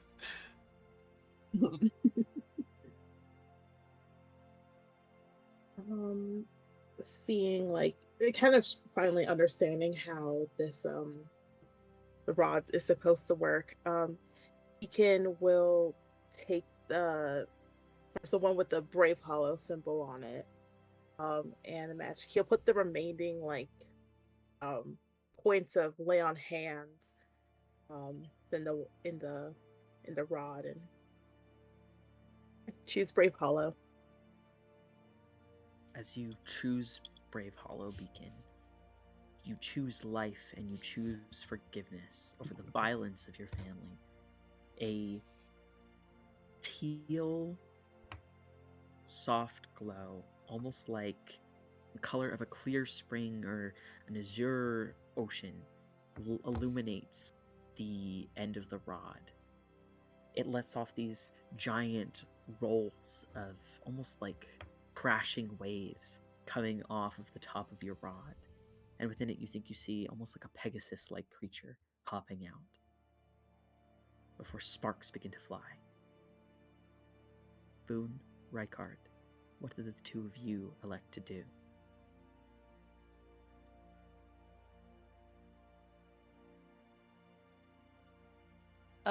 Boone will kind of look down at her knuckles and grip the flare or the rod.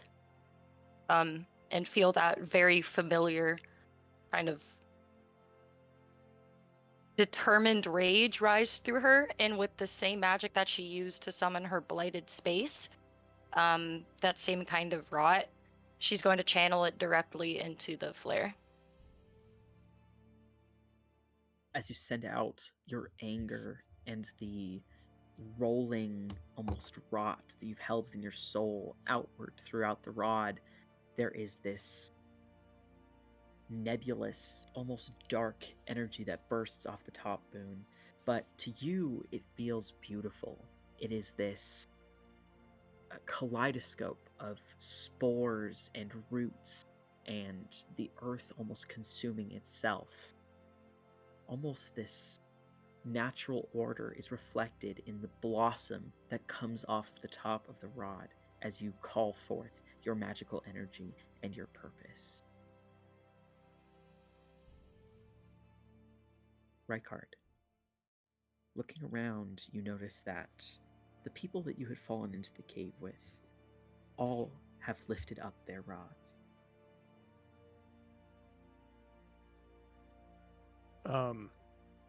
I think taking a look around, he's kind of in awe about how everyone's so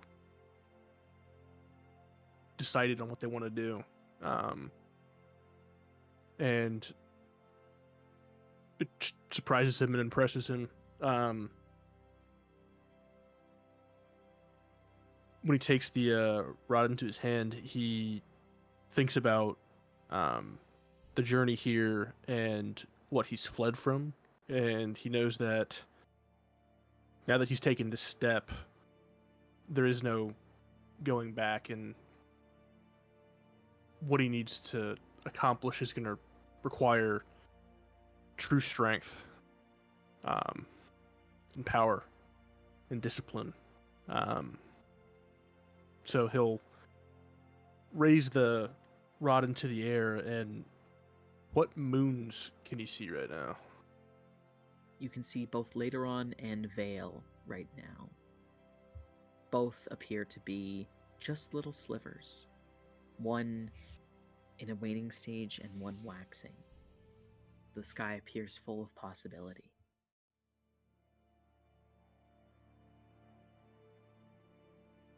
He'll pick one and try to imagine himself lighting up the moon with flames, trying to illuminate it,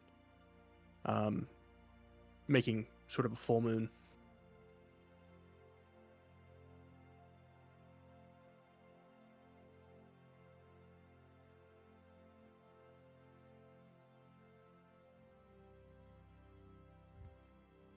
As you imagine flames engulfing the moons themselves, the sky seems to illuminate. You feel a heat from within, a burning in your heart that seems to flood through your veins, Rykard. You feel heat pass over your body and reach out into the rod, where, almost like a bursting volcano, lava-like sparks fly off of the top for a rich, deep red flares out, an all-consuming fire stretching out into the sky.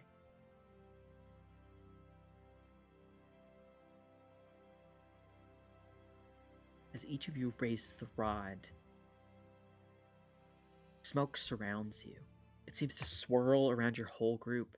Where it first extended out, it seems to spin around each of you, quicker and quicker, like a small, contained tornado. Before suddenly, it peels back. You don't find yourself in a grove, as you had a moment before, but rather, you see plainly around you, blinking your eyes clearly. You're standing on a sort of mosaic tiled pathway, a little further from the city square than you thought that you had been. Looking around, can all of you go ahead and roll perception checks, please?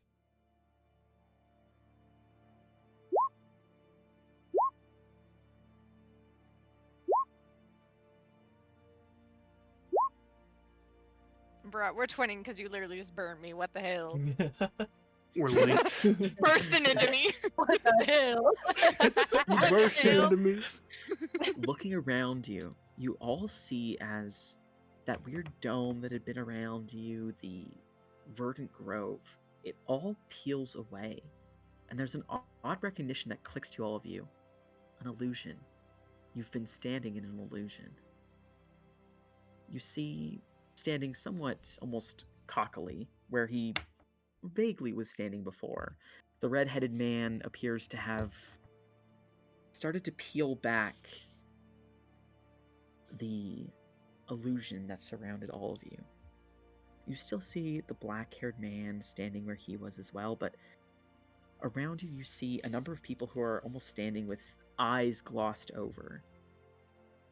There are no rods in your hand, but something about the election, the acceptance of Bravehollow, the will to move forward to the next step, has allowed the illusion of this grove, this waiting space, to peel back.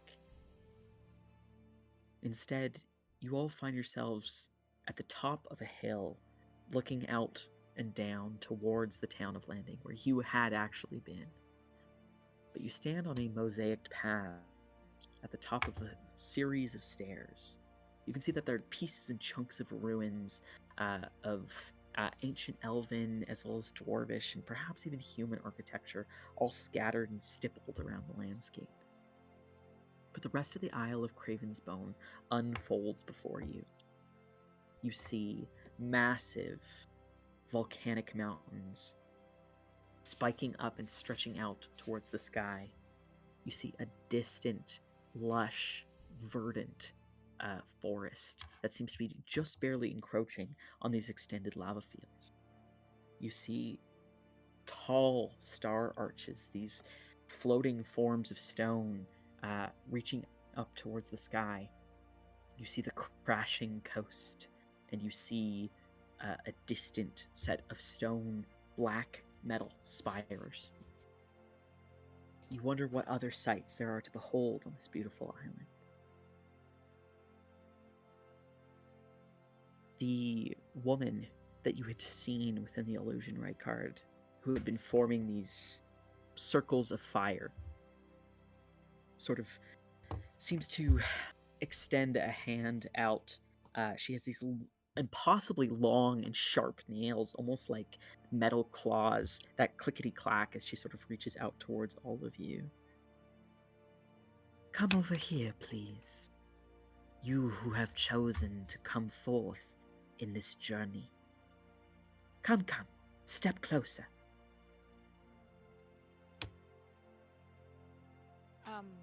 Step closer. Yeah, I'll step closer, and Yeah. Alex is Yeah. also going to I reach guess out we step for closer. Beacon's Ellie. hands and give it a squeeze. And Yeah, you can just both see there sides. is a very genuine excitement there and relief, especially after being told earlier that they might not have what it takes, but there is definitely an eagerness there now. Yeah, Beacon will give Alex a reassuring smile and he'll step forward.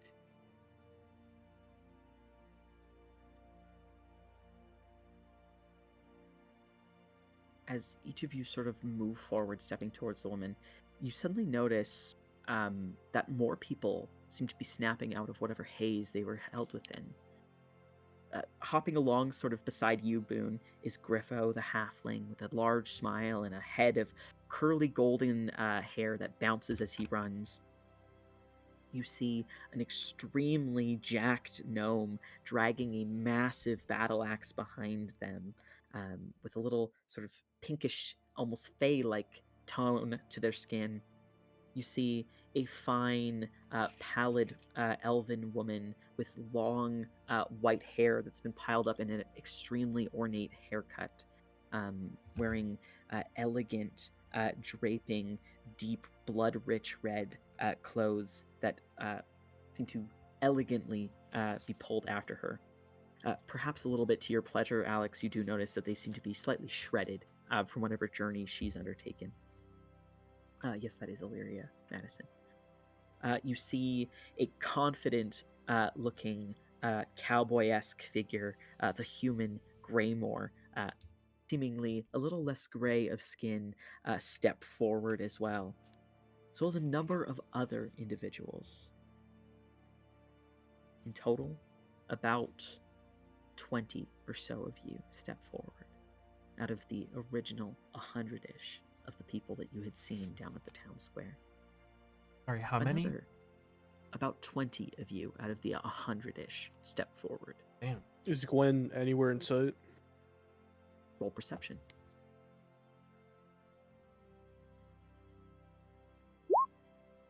$13. You don't see her anywhere.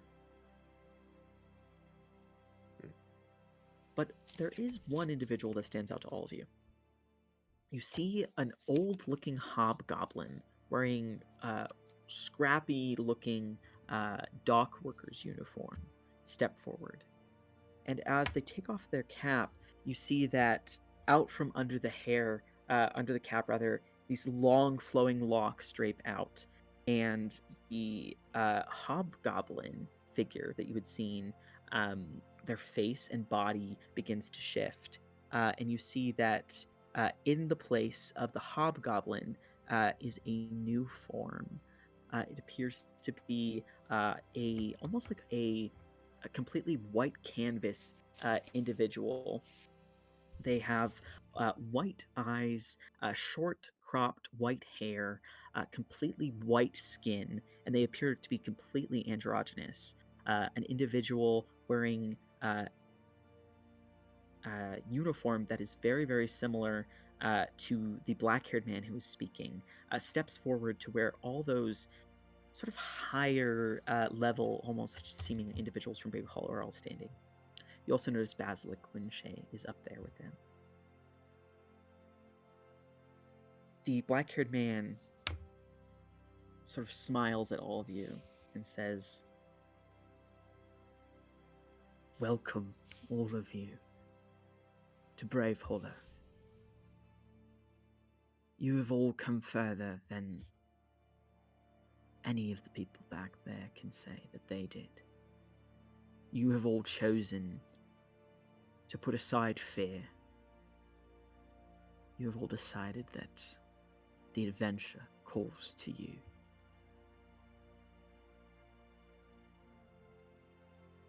There will be answers for you on the other side to the myriad questions that you all hold now. But allow me first to introduce myself and those you see before you. My name is William Bennett Everson. I am one of the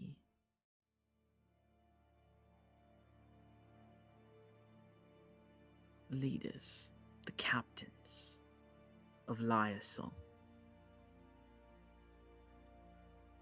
Beside me, and he gestures to the changeling, is Asaius Nils, my companion in leading the Liarsong Order.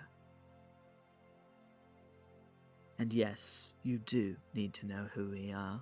He shoots a charming smile. Many of you have heard stories of Bravehollow. You may have heard tell of the lanterns. Asaius and myself are the enforcers within our order, ensuring that you all take heed of the tenets by which we operate and live. You will answer to us if you do well as if you stray off our path. Beside me here, and he gestures to the long-nailed, spiky-haired woman, is Hao Yu Yin Fen, the captain of the elements from the Deadwood Order. You'll have to forgive Captain of the Essence, Layet Ustrand of Kairilin. They are not with us at present. And here, the orchestrator of the illusion you have all found yourselves snapped from, as well as perhaps the friendly face you saw when you escaped the tunnels beneath the town, which, might I say, was not an illusion. The town is truly that dangerous. Magnus Tywin, as well as Basilic Winshay. We are your chapter captains, should you find yourself further within the Order, beyond this initiate stage. We are now going to take you down to the barracks. The barracks where the initiates wait. We will give you small quests to prove your mettle. And should you prove yourselves ready, prepared and worthy, you will be inducted into an order of your choice and shown the main campus, the main lodge of Bravehollow. Now, follow me. Be prepared. Be ready. Make friends with allies now. Perhaps eye out the competition. Although 20 of you stand before me now, there may be less of you in the coming days. With a whip of his cape and a gesture over his shoulder, you all begin to follow after Captain William as he begins to lead you down a winding path.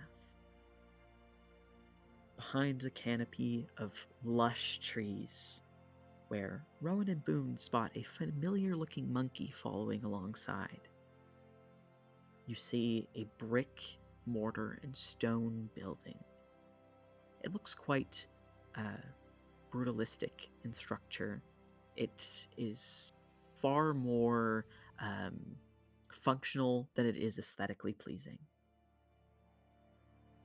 You see guards bearing the colors of the Deadwood Order stand outside of what will be your home for the coming days, or perhaps even weeks. Hopefully not months. Within, you find a warm meal and somewhat bare but still comfortable lodgings for the evening. The chapter captains remain for only a few moments before they are whisked away to whatever other business they need to attend to. But left in their place is a large half-orc individual, one who comes bearing a variety of different quests.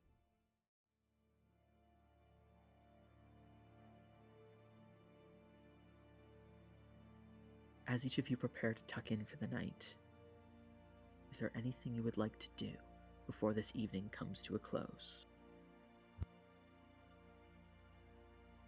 One thing, now that we're in a less precarious environment, could I spend 10 minutes to ritual cast Identify on the other item, that amulet that we found? Absolutely. Sort of finding yourself on what seems to be a mattress of kinds, Rowan. In this sort of brutalistic space, there aren't really any individual rooms for now. There's a large pool at the center of this almost like perfect square box, almost like a Minecraft house, your first Minecraft build, this perfect square. There's slits rather than windows that allow a little bit of light to stream in, and there are places for individuals to change. What you also pleasantly find, sorry, Rowan, I'll turn back to what you're doing in just a second. Yeah, you're good. You also pleasantly all find what appears to be enchanted fabric of gray, white, black, and a deep purple color, with silver sort of filigree all over it, in individual chests at the foot of each of these different mattresses that you're each able to grab. You can see that there are more mattresses than there are people that actually came, which sort of hints to each of you that they had been hoping, or at least preparing, for more initiates than were willing to go forward. You find yourself on this somewhat fluffy mattress, perhaps for the first time in your life, Rowan. You are used to the nomadic lifestyle, traveling light in caravans, picking up and moving along, and having such luxuries or fineries as a down fluff mattress were never really things that you got to experience. Before we turn to his spell, how does Rowan feel about his new lodgings? I think he's mostly excited. I think it is a little bit of an adjustment, but I think he's been waiting for any kind of change, anything new for years. I mean, if not his entire life. So I think he's excited for, to be uncomfortable or experience something in a different way. As the newness dawns on Rowan and he begins to set up his ritual and cast it, what he finds is that the pendant or the necklace that they found was a dark shard amulet, perfect for one who has called beyond to a power greater than themselves, to imbue themselves with magical abilities. Very cool. Right. I don't know if anyone is around. I mean, if someone is around him while he's doing that, waiting, he'll share, but otherwise he'll just kind of pocket it for an hour, put it in his bag.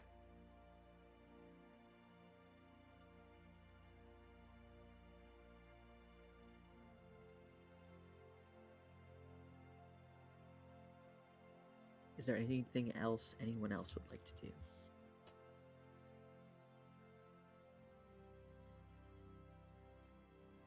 You said there's more mattresses than people. There are more mattresses than there are people, along with more chests than there are people. I'll open the chests. Is there stuff inside them? Are you opening all the chests, or just the one at your mattress? One at my mattress. Opening it up, within you are able to find that there is what appears to be an explorer's pack, as in an empty pack that you could fill with things, a bedroll. There appear to be about 10 days worth of rations, and there's fabric, the magical fabric that is of gray, white, gold, silver, and purple variety. Hmm. You also see think- that there's whatever you need for washing up. Gotcha. I think first thing Rykard's doing is definitely taking one of the other mattresses and stacking on top of his, make it extra soft. Sure. You grab an extra mattress and stack it on top of yours. They're very cushy, so it's just like basically lying on a bed of pillows. This is great. Oh, shout out to Rowan. I think we made the right choice. I think so too. Glad we finally made it. Seeing Rykard kind of sink into his princess in the pea fucking bed, she's gonna go over to the one that's designated for her, and she's gonna strip it down of like I don't know if there's a duvet, if there's like another pillow, if there's like an extra blanket or something. Not basically the bare mattress and top sheet blanket. She's gonna strip down, gather it up in her arms, and walk over to Rowan to Rykard and just drop it down on top of him. He's too tired to even move right now.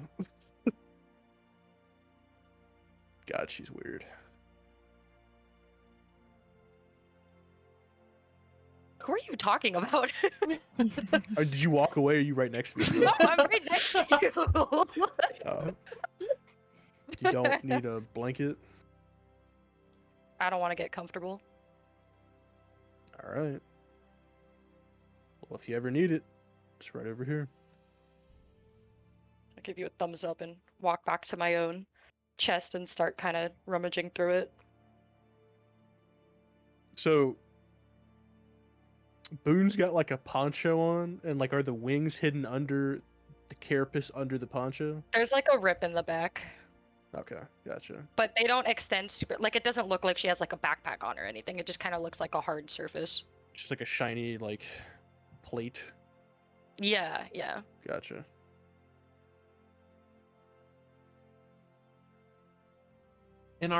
How close quarters are we? Like between from bed to bed and like there's 20 people in here, right?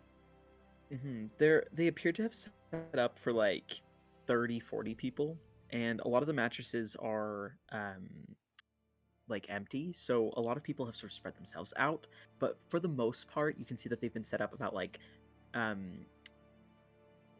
what would 2 meters be in feet? Like 6 feet, something like that. 6-ish feet, a little bit more than that, apart from each other. So like there's room for you to move around and stuff. They're not bunks; they're like fully like mats on the ground. 6.5 but... feet. Yeah, okay. Okay, 6.5 feet apart. It's actually 6.56 feet. Put that in light years, bro. Yeah. So you have like Kilometers. room. You're not like stacked on top of each other or anything. There are braziers hung from the ceiling that give off like a warm light. The space feels like perfectly temperate. It doesn't feel cold. It doesn't feel hot. And again, there's like a big pool sort of at the center of a circular pool that has like a few flowers floating in it and like a small little fountain. Aside from that, it's pretty humble but pretty comfortable compared to some of the places you've had to sleep. Yeah, looking at the rich boys over in the corner, like, oh. Yeah. Yeah. I think We're yeah, Alex. Yeah. Alex is like, no, we're poor. Poor. No, I think Alex is very eager to be back on a mattress because they've been at sea for like well over a month. Yeah. So it's very nice. So Alex just kind of flops down onto it, and you'll see that there's almost this kind of like almost like manic vigor like in his eyes as he pulls out a notebook, and he begins to write down some notes, some observations that he's made over the course of the day, trying to compile as much information as possible about what he's learned now that he's here. Yeah, and just kind of trying to go over that, trying to piece some things together. And if anyone were to look over the notes, would be invisible to anyone except for himself and Beacon. And Beacon, you'll be able to see that he is making notes about the reason why we're here. At least part of the reason why we're here. Trying to piece together some clues about the person who might be infiltrating Bravehollow. Beacon will be like kind of looking over, but honestly, like after everything, and especially just like the wounds that he got, he is very much like collapsed on his mattress, just happy to have a mattress, and it's just kind of like a bit out of it, just finally letting the so no longer like playing tough too much, and just like he's like, yeah, I'm in pain. I'm ready to just lie down and chill for a bit.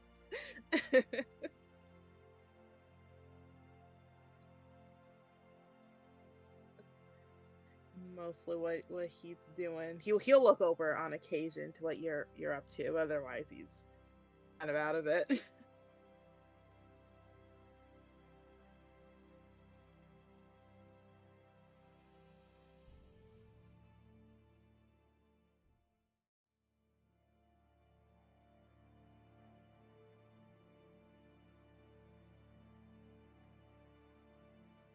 Is Freya out right now?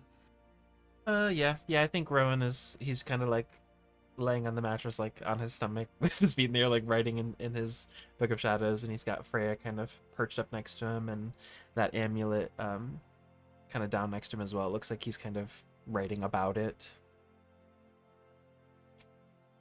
I guess Rykard will flop onto his stomach, still laying down, but you see him kind of like looking over Freya, kind of like scratched his head.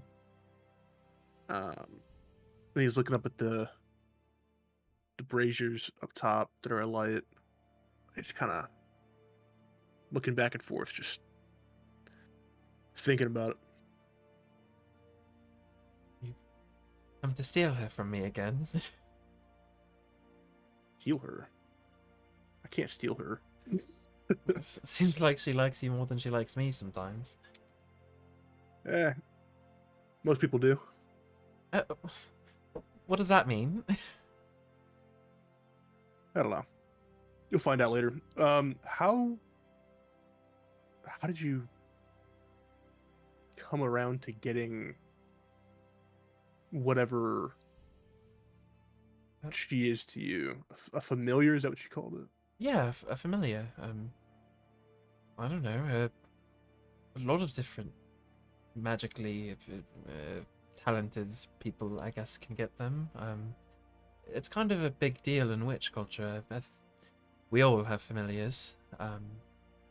It's been years. I was 16 when I first got her. There's this whole summoning ritual. You kind of go out to the forest and open yourself up to any spirits around and call for one that wants to help you.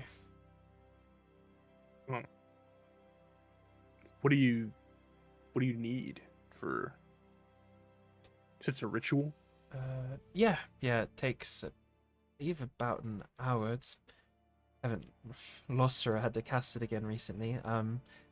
Just need a brazier, something to burn some incense, other herbs in. It's got to be quite expensive incense, high quality. But that's really it. It's not too complicated. Why? Just want to give it a shot. You want your own? Yeah, seems nice. Second pair of eyes. That would be very cool. Oh god, I wish I had incense on me now. Maybe they have some here somewhere. Yeah. Have to keep an eye out. Well, if we find some, I could show you. It is a witch ritual. I'm not really sure if it would be the same for you, but we could give it a try. I bet I can figure it out. Seems like you've got a knack for that kind of magic, so you probably could.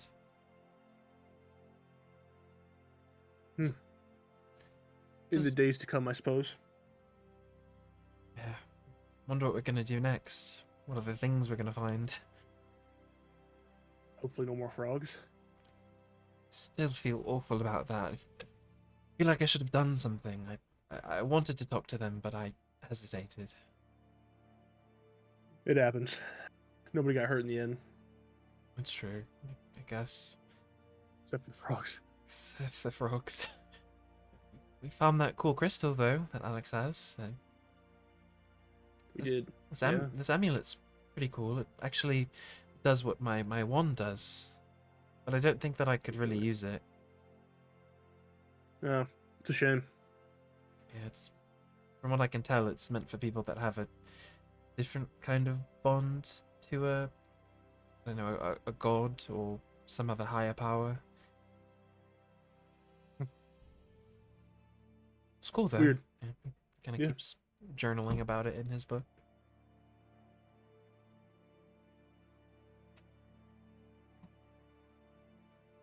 What's Boone doing? Rifling through my shit. Gotcha. Does she seem like she's found anything she's excited about? You get the impression she's not really a excitable person. Hmm.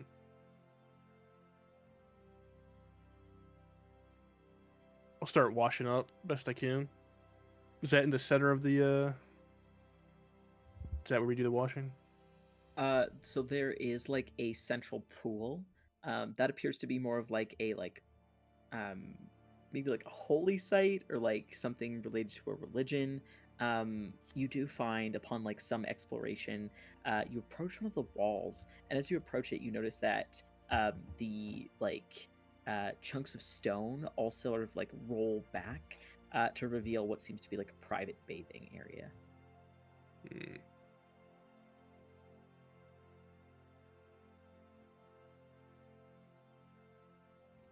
I'm gonna take a bath. All right. As Rykard goes to wash up, is anyone doing anything else?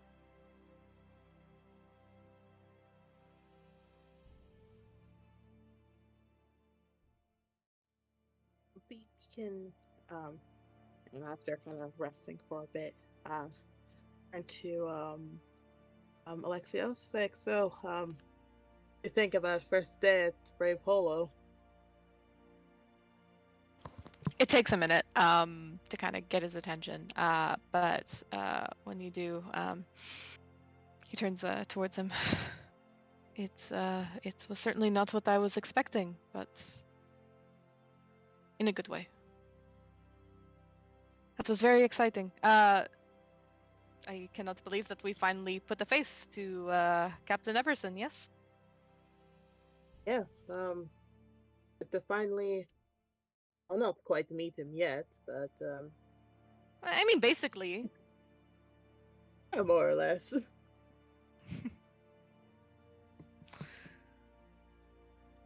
It seems Do like you Sorry, you go. oh no, I was just saying it. It's like we have a lot more work to do.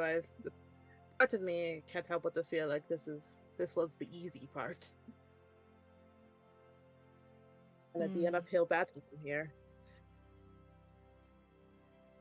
Perhaps, but we got through this quite well, don't you think?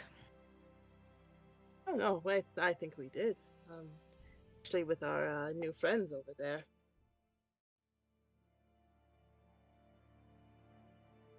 Alex will kind of look over and nod.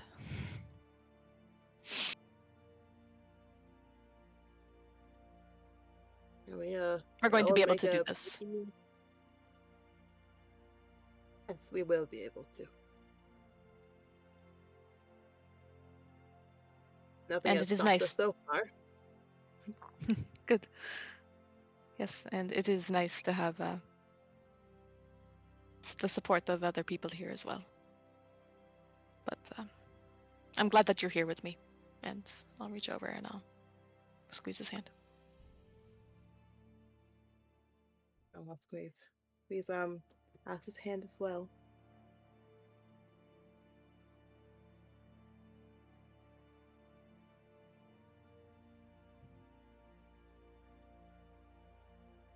That's all.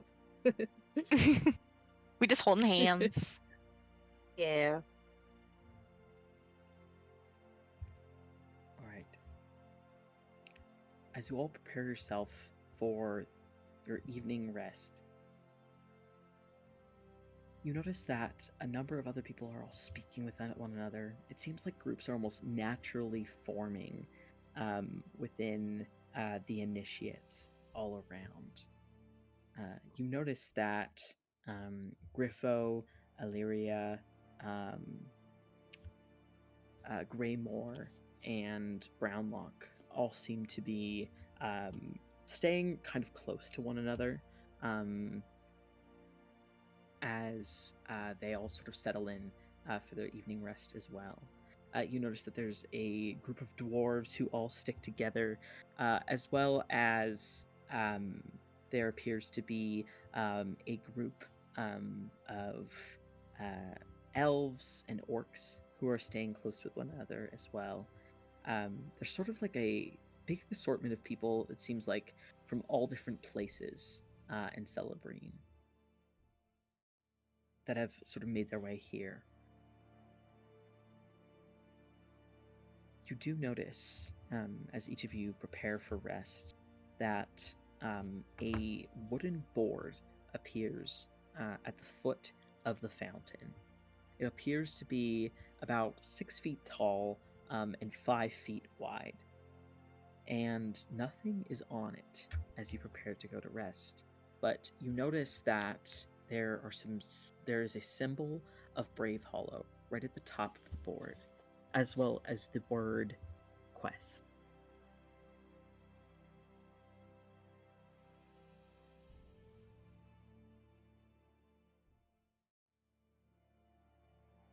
I'll take a look-see. All right. From under the piles and piles of sheets that Boone dumped on you, you get out and you go to take a look.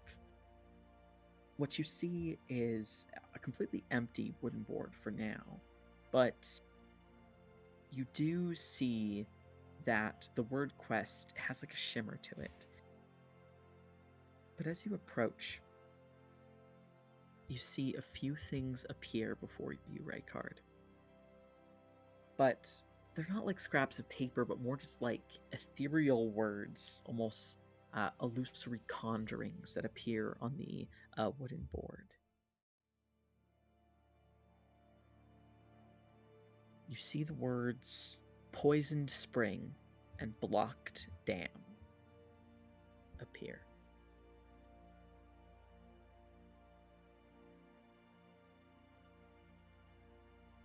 Okay. Are they're like floating above the board? Yeah, they're like just floating, like almost like it appears like a few inches off of the board. Okay. What happens if I touch block dam? All right, you touch blocked dam with your hand. As you reach out to touch it, the words begin to swirl around your hand and then sink into your skin. The words poison spring peel away and vanish from sight.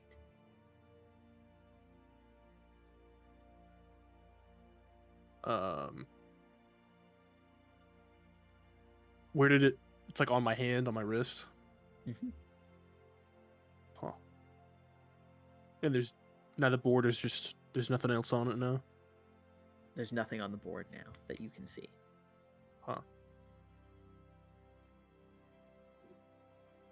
Walk over to the blue raspberry tiefling. Check it out. Look what I got. I'll flash my hand. All right, as you sort of Oh. hold your hand out towards Beacon, what you see appear is words sort of like lift off of Rykard's wrist and then hover over his palm. It appears to say blocked dam. Oddly enough for you, it reads in Infernal. Rykard, to you it just reads in Common. What do you suppose this is? Stem. Got Was it from that that from the that board over there. Yeah. Oh, I'll wave interesting. over at Alex. You got writing on your hand. Yeah, got it from the board. Interesting. Locked down. It was that or Poison Spring. Poison Spring seemed not as fun. Lockdown does sound like quite a bit of fun. Yeah. Is this what we are going to be doing? I don't really know. Maybe. It's on the quest board, so maybe we have to ask in the morning. Maybe Makes that's sense to my me. quest. I don't know. Are we in groups? Well, I think Are we're they all in working a together, group? are we not? Sure. You want to? Yeah, we make a pretty good team. All right. Cool. I'll go ask the others. Cool. Walk on over to Rowan. Hi. What's up, man? Check this out. Oh. Oh, I thought that was a tattoo, but then it... What is that? I mean, maybe it is. I don't know. I got it from the board. Yeah. Those two are gonna try and team up with me. Do you want to join in on the group? I do. I'm offended that you asked them first, but I do. So I mean, I assumed. My apologies. it's okay, I forgive you. Is that what we're doing then? Is that like... Whatever blocked dam is, yeah, I guess. Has I guess anyone we're investigating. has anyone else looked at it since you touched it? Look around. Have I seen anybody else wander up to it? After you wandered up to it, you noticed that the elven woman, Illyria, she sort of like unpinned her hair from its various intricate updo sort of pins, and now it's just a long trail of long white hair. It goes down to like almost her ankles. It's that long. And she has like this nightgown that she's put on that's very like that in Crimson Peak. It's very high up on her neck, tied very tight, and covers a lot of her. Yet there's like this elegant, almost like ethereal aspect to it. She has approached, sort of like barefoot, walked up to the quest board, and she seems to look over it almost appraisingly, and she drags her hand over it, and then looking in her palm, walks back over to Greymore, Brownlock, and Griffo, where she sits down, like sort of like kneels, and they seem to start talking. I guess they got Poison Spring. Ooh. That doesn't sound very Yes. fun. That's what I said. So I got blocked in. All right. Sounds good. You gonna ask her too? No. I gesture towards Boone. Do you think we should? I mean, she came here with us. She's a bit prickly, but she helped us. She seems like she could be nice. I look at you. Don't leave her out. It would be mean. Oh my god, fine. I'll walk over to Boone. Boone. Rykard. Points to arm. Blocked dam. It would seem. I think it's some kind of quest. We're grouping up. Do you want to join the group? Who's we? Purple one, aqua blue one, and star guy over there. She Long hair. nods, like what you just said was very sage. I'm pointing to. I'm like pointing directly at these people. They can see me pointing at them and talking about them. She'll yeah, kind of you roll in? her shoulders, put her neck back, and make a big. All right. All right, cool. That it All right, then? bye. Oh, Walk away. flicks you off behind your back. Fuck you, man. Rowan pretends like he didn't see. Rykard definitely saw it, but is smiling, looking at you, Rowan, walking back towards you. That wasn't so bad. Yeah. I don't think Rykard she gets likes me. volunteer hours for talking to the weird kid.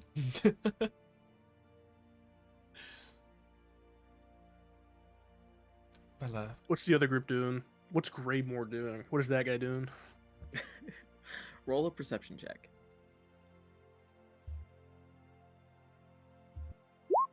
Seven. You can see Greymore seems to have a strange metallic device that he seems to be like cleaning out. He's got one of those he's got like a small long stick covered in feathers on the end, almost like a tiny feather duster. And he seems to be clearing out the barrel on a metallic device. It seems to have some arcane symbols along the edges, and speaking with Illyria. Mm.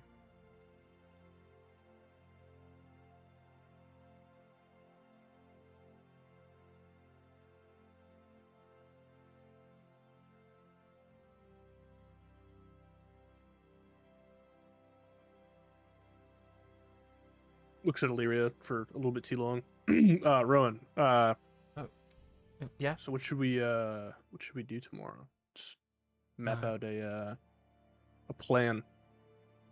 I mean, maybe your hand will come with more instructions.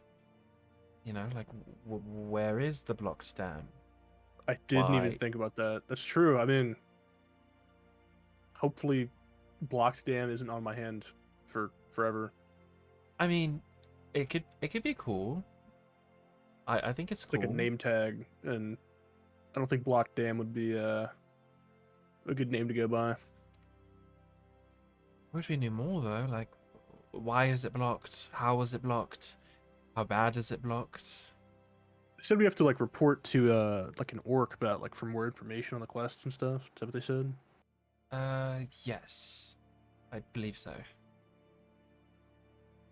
I guess maybe we ask them in the morning. Is it like it's nighttime right now, right? It is now nighttime. Like most of the people are preparing for their rest, whatever that may look like. Well, write this down. Oh. Hold out his arm again. Mm-hmm. In case it changes tomorrow. Oh. Blocked dam? You want me to write? Yeah, write that down. Right, yes. In your book. He'll flip to an empty page in his book of shadows and he'll just write down blocked dam. Right. And I'll do my best not to forget it. Me too. That would be easy to forget. All right, let's I'll say this kind of loud. Let's rest and recoup in the morning, team. And then he'll walk off to bed. He'll try and pet Freya before going to bed. Good luck. Let's roll an animal handling check. Please. Oh, I get fucked. 21. W Riz. Freya damn it. almost seems to like give a pointed look to Rowan as she allows you to pat her on the head. Rykard. It's Theo all over again. I'll remember that. Then he'll move Boone's ball of pillows and blankets out of the way before going on the double stacked mattress, then sliding them back on top of himself. Rowan will lay on his back in his bed, kind of holding his book of shadows atop him, and he's flipping through, trying to review spells that might be good for unblocking dams, until he ultimately falls asleep with it on his face.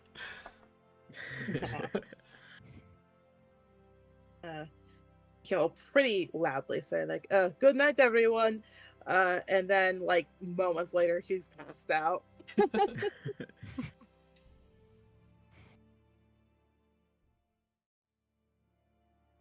Alex will very kind of similar to Rowan, just keep on writing in his book for just about as long as he can until he eventually also kind of falls asleep with it over his chest.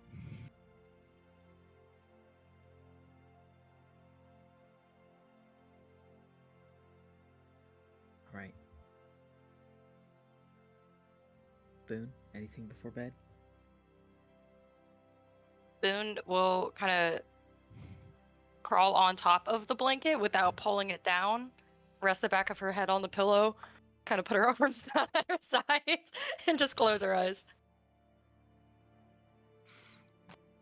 All right. As you all go for your evening's rest, whatever it looks like for you, that is where we will end our session for tonight.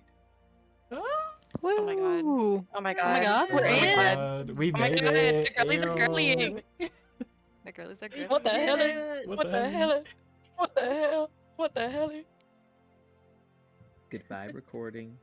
Bye, recording. See you Hey. soon. Bye.